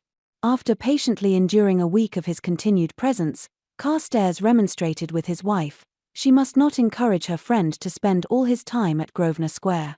At first she had looked reproachful, and then she inquired his reason. His reluctant answer was that it was not seemly. At that her eyes had opened wide, and she demanded to know what could be more seemly than the visits of such an old friend. With a gleam of humour, Richard replied that it was not Captain Harold's age that he objected to, but, on the contrary, his youth. On which she accused him of being jealous. It was true enough, but he indignantly repudiated the suggestion. Very well, then, he was merely stupid. He must not be cross. Harry was her very good friend, and did not Richard admire the new device for her hair? Richard was not to be cajoled. Did she clearly understand that Lovelace's visits must cease? She only understood one thing, and that was that Dickie was marvellous ill-tempered and ridiculous today. And he must not tease her.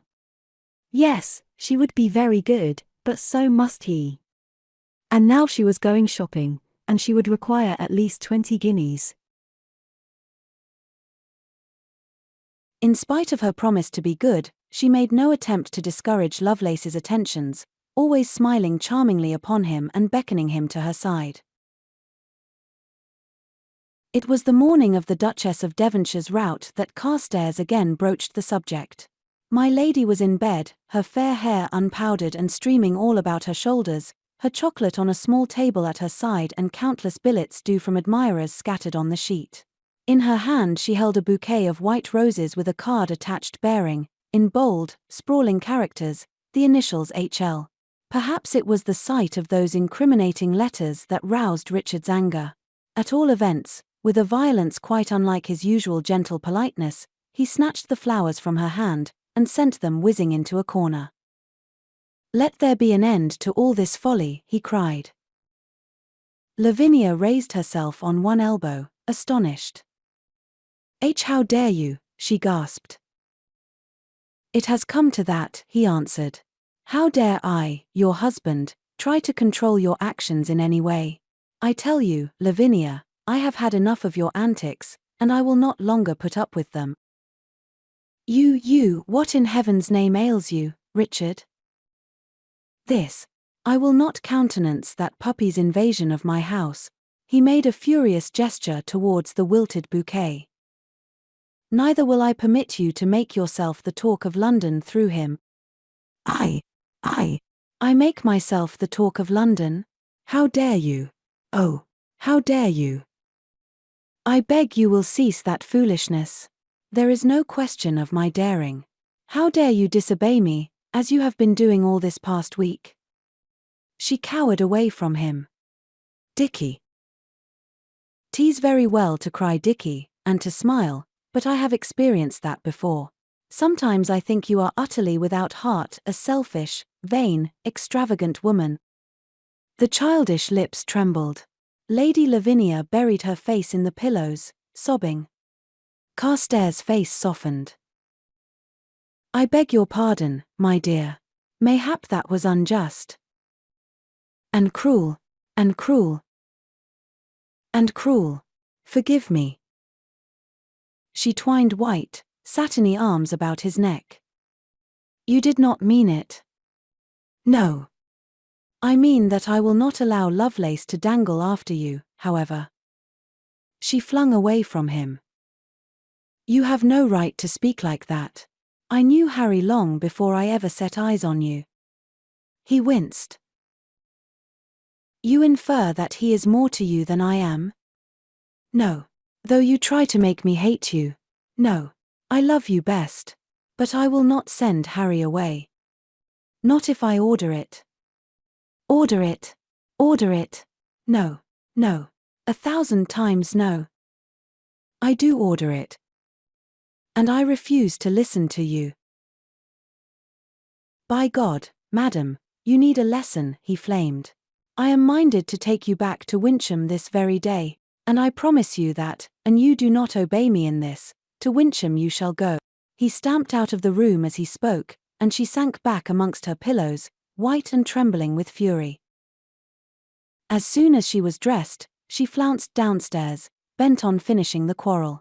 But Carstares had gone out some time since, and was not expected to return until late. For a moment Lavinia was furious, but the timely arrival of a box from her mantua-makers chased away the frowns and wreathed her face in smiles. Richard did not return until it was time to prepare for the rout, and on entering the house he went straight to his chamber, putting himself into the hands of his valet. He submitted to the delicate tinting of his fingernails, the sprinkling of his linen with rosewater and the stenciling of his brows. He was arrayed in puce and gold, rings slipped onto his fingers, his legs coaxed into hose with marvelous clocks splashed on their sides, and a diamond buckle placed above the large black bow of his tie-wig. Then, powdered, painted and patched, he went slowly across to his wife's room. Lavinia, who had by now quite forgotten the morning's contretemps, greeted him with a smile. She sat before the mirror in her undergown, with a loose déshabillé thrown over her shoulders. The coiffeur had departed, and her hair, thickly powdered, was dressed high above her head over cushions, twisted into curls over her ears and allowed to fall in more curls over her shoulders. On top of the creation were poised ostrich feathers, scarlet and white, and round her throat gleamed a great necklet of diamonds. The room was redolent of some heavy perfume, discarded ribbons, laces, slippers and gloves strewed the floor. Over the back of a chair hung a brilliant scarlet domino, and tenderly laid out on the bed was her gown, a mass of white satin and brocade, with full ruffles over the hips and quantities of foaming lace falling from the corsage and from the short sleeves. Beside it reposed her fan, her soft lace gloves, her mask and her tiny reticule.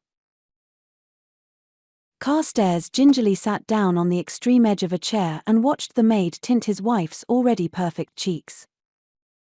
"I shall break hearts tonight, shall I not?" she asked gaily, over her shoulder.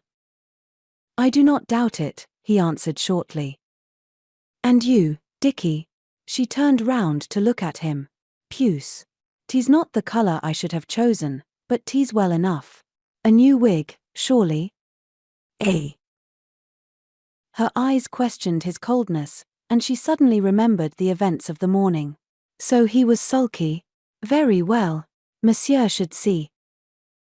Someone knocked at the door. The maid went to open it. "Sir Douglas Faversham, Sir Gregory Markham, Musso le Chevalier and Captain Lovelace are below, my lady." "A little devil," prompted Lavinia. "Oh, la, so many. Well, I cannot see all, 'tis certain. Admit Sir Gregory and Captain Lovelace." Louisa communicated this to the lackey and shut the door. Richard bit his lip angrily. "Are you sure I am not de trop?" he asked, savagely sarcastic. Lady Lavinia cast aside her déshabillé and stood up. "Oh, 'tis no matter, I am ready for my gown, Louisa." There came more knocking at the door, and this time it was Carstares who rose to open it. There entered Markham, heavily handsome in crimson and gold, and Lovelace, his opposite, fair and delicately pretty in palest blue and silver. As usual, he wore his loose wig, and in it sparkled 3 sapphire pins. He made my lady a marvellous leg. "I am prostrated by your beauty, fairest." Sir Gregory was eyeing Lavinia's white slippers through his quizzing glass. "Jewelled heels, 'pon my soul," he drawled. She pirouetted gracefully, her feet flashing as they caught the light. "Was it not well thought on?" she demanded. "But I must not waste time, the dress. Now, Markham, now Harry, you will see the creation." Lovelace sat down on a chair, straddle-wise, his arms over the back, and his chin sunk in his hands. Markham leant against the garderobe and watched through his glass.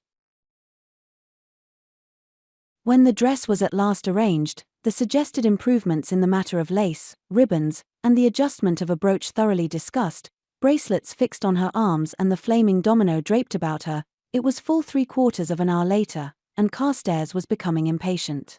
It was not in his nature to join with the 2 men in making fulsome compliments, and their presence at the toilette filled him with annoyance. He hated that Lavinia should admit them, but it was the mode, and he knew he must bow the head under it. My lady was at last ready to start. Her gilded chair awaited her in the light of the flambeaux. At the door, and with great difficulty she managed to enter it, taking absurd pains that her silks should not crush, nor the nodding plumes of her huge head-dress become disordered by unseemly contact with the roof. Then she found that she had left her fan in her room, and Lovelace and Markham must needs vie with one another in the fetching of it. While they wrangled wittily for the honour, Richard went quietly indoors and presently emerged with the painted chicken skin, just as Lovelace was preparing to ascend the steps. At last Lavinia was shut in and the bearers picked up the poles. Off went the little cavalcade down the long square, the chair in the middle. Lovelace walked close beside it on the right, and Richard and Markham on the left. So they proceeded through the uneven streets, carefully picking their way through the dirtier parts, passing other chairs and pedestrians, all coming from various quarters into South Audley Street. They were remarkably silent, Markham from habitual laziness, Lovelace because he sensed Richard's antagonism, and Richard himself on account of his extremely worried state of mind. In fact, until they reached Curzon Street no one spoke, and then it was only Markham, who, glancing behind him at the shuttered windows of the great corner house, casually remarked that Chesterfield was still at Wells. An absent assent came from Carstares, and the conversation came to an end. In Clarges Street they were joined by Sir John Fortescue, an austere patrician, and although some years his senior, a close friend of Richard's. They fell behind the chair, and Fortescue took Richard's proffered arm.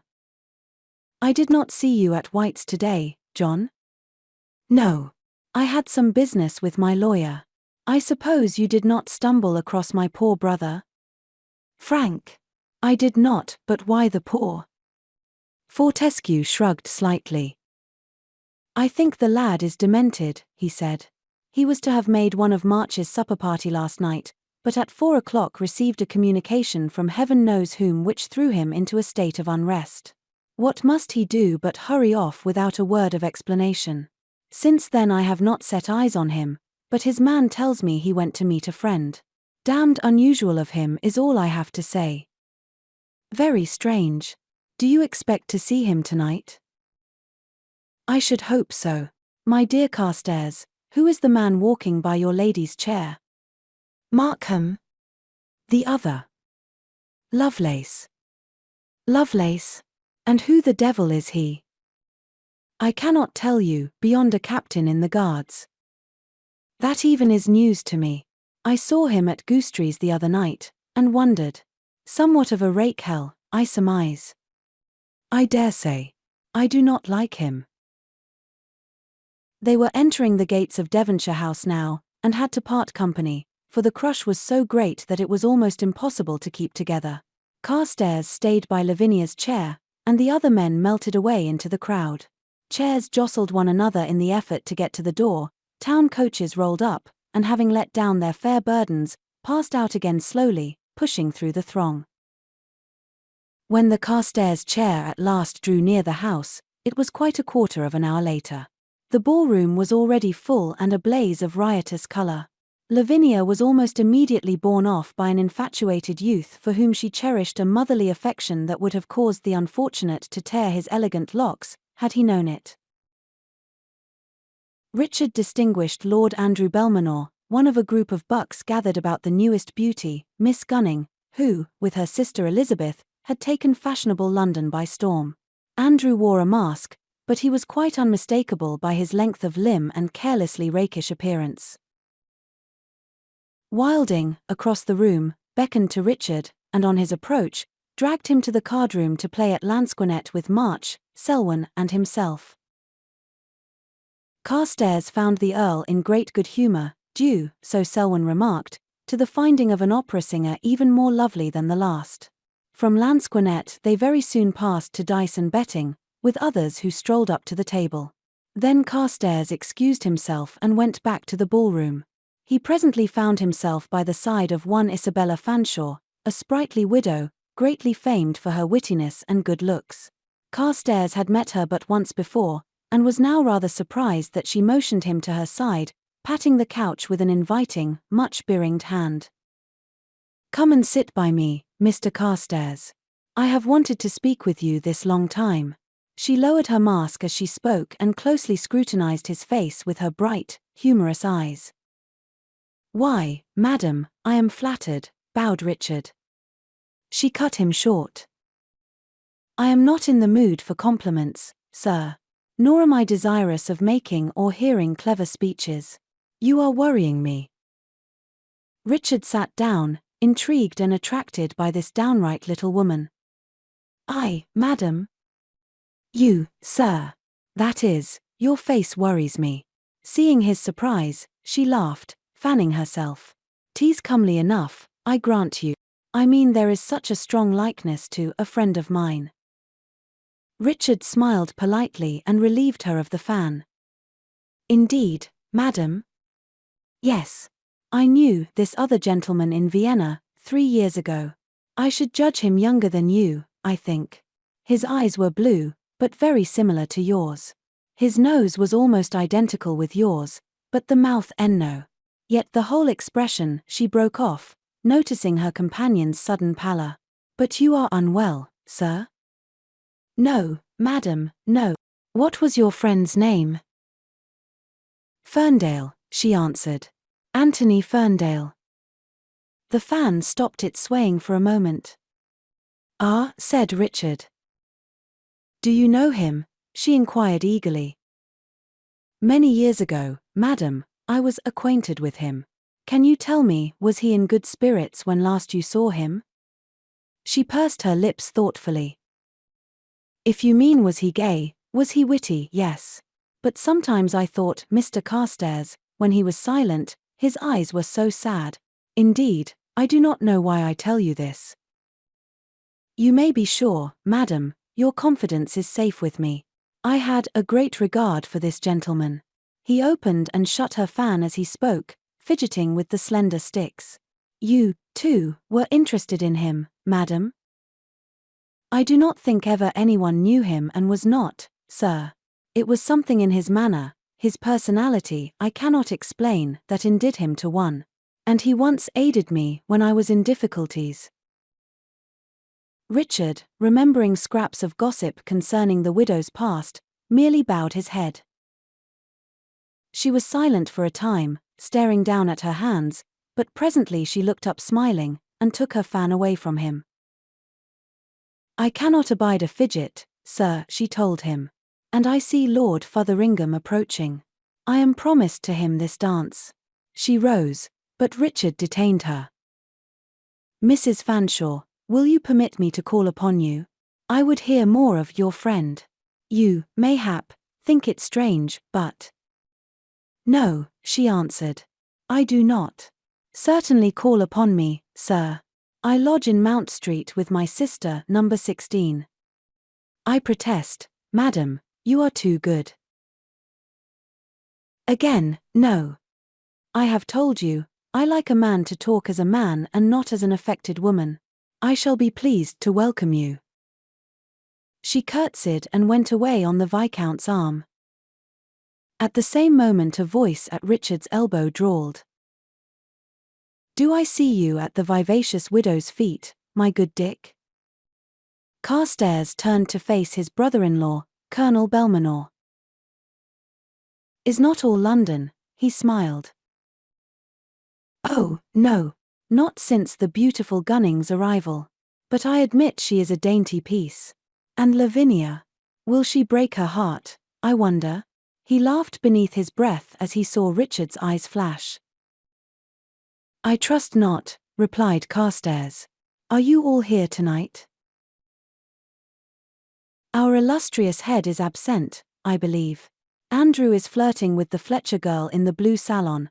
I am here, and Lavinia is amusing herself with Lovelace. Yes, Richard, Lovelace. Be careful. With another sneering laugh he walked on, bowing to Elizabeth Gunning, who passed by on the arm of her partner, His Grace of Hamilton, most palpably epris. At that moment 2 latecomers entered the room and made their way towards their hostess, who appeared delighted to see them, especially the taller of the two, whose hand she slapped with good-humoured raillery. The shorter gentleman wore no mask, and the colonel recognized Frank Fortescue. His eyes travelled to the other, who, unlike most of the men who only held their masks, had fastened his across his eyes, and they widened in surprise. The purple domino, worn carelessly open, revealed black satin encrusted with silver and diamonds. The natural hair was raven black, the nostrils were pinched and the lips thin. "The devil!" ejaculated Robert, and strolled over to him. Fortescue walked away when he saw who approached, and His Grace of Andover turned slowly towards his brother. "I rather thought you were in Paris," yawned the colonel.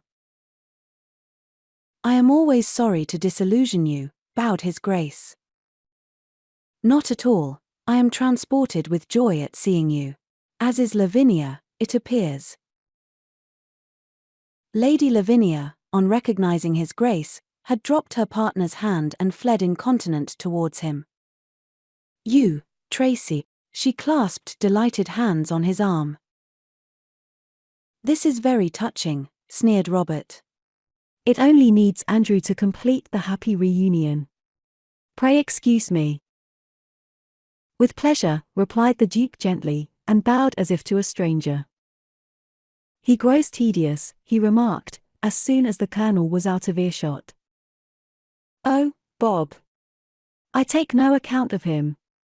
But, Tracy, how is it you have come today?" I thought. "My dear Lavinia, do I wear an air of mystery? I imagined you knew I was promised to Dolly Cavendish tonight." "Yes, but oh, what matters it? I am so charmed to see you again, dear." "You flatter me, Lavinia. And now that you have come, I want to hear why you ever went.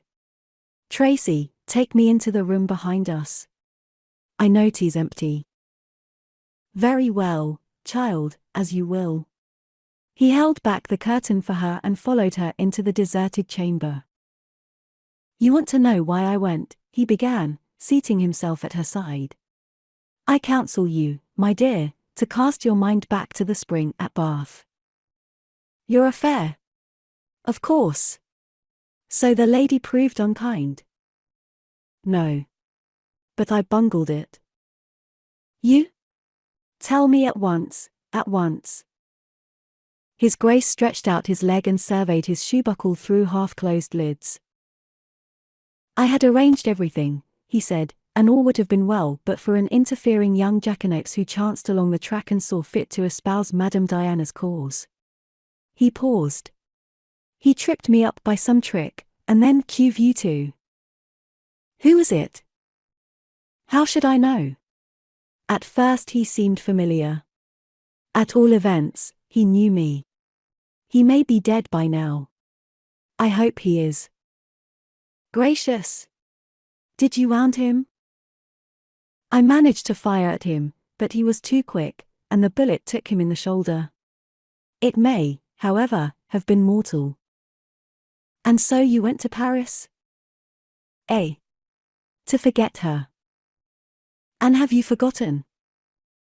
"I have not. She is never out of my thoughts. I plan again." His sister sighed. "She is then more beautiful than the Pompadour?" she asked meaningly. Tracy turned his head. "The Pompadour? Eh? We heard you contrived to amuse yourself in a pretty fashion, Tracy." "Really? I had no idea people were so interested in my affairs. But amuse is an apt word." "Ah? You were not then éprise?" "I? With that low-born cocotte? My dear Lavinia." She laughed at his haughty tone. "You've not always been so nice, Tracy. But what of your Diana? And you are so infatuated, you had best wed her." "Why, so I think." Lady Lavinia gasped. "Tracy! You do not mean it? Goodness me, but a marriage?" "Why not, Lavinia?" "Oh, a respectable married man, forsooth. And how long will the passion last?" "I cannot be expected to foretell that, surely. I hope, forever." "And you'll tie yourself up for the sake of one chit? Lud! I can conceive a worse fate for a man." "Can you? Well, tell me more. 'Tis monstrous exciting. Do you intend to court her?" At this stage of the proceedings? That was somewhat tactless, my dear. I must abduct her, but I must be more careful. Once I have her, I can propitiate Papa. Tracy, 'tis the maddest scheme ever I heard. What will the others say? Do you really suppose I care? No, I suppose not. Oh, will not Bob be furious, though? It were almost worthwhile, just for the sake of foiling him. He would so like to succeed me. But I really do not think he must. His elbow was on his knee, his chin in his hand, and a peculiar smile on his lips. Can you imagine him stepping into my ducal shoes, Lavinia? Very easily, she cried. Oh, yes, yes, Tracy. Marry the girl. If she will. Why, 'tis not like you to underrate your persuasive powers. His Grace's thin nostrils wrinkled up in a curious grimace. I believe one cannot force a girl to the altar, he said. Unless she is a fool, she'll have you. Her parent would be influenced by my dukedom, but she, no. Not even if she knew of it. Does she not know? Certainly not. I am Mr. Everard. How wise of you, Tracy. So you've naught to fear? Fear? He snapped his fingers. The heavy curtain swung noiselessly aside. Richard Carstares stood in the opening. Tracy turned his head and scrutinized him languidly. Then he put up his hand and removed his mask. Is it possible the husband scented an intrigue? It seems I am doomed to disappoint tonight. Lavinia, smarting from her morning's wrongs, laughed savagely. More probable he mistook me for someone else, she snapped. Richard bowed, his hand on the curtain. He had shown no surprise at seeing the Duke. Far more probable, my dear. I thought you Lady Charlwood. Pray give me leave. He was gone on the word. Tracy replaced his mask, chuckling. Honest Dick grows cold, eh?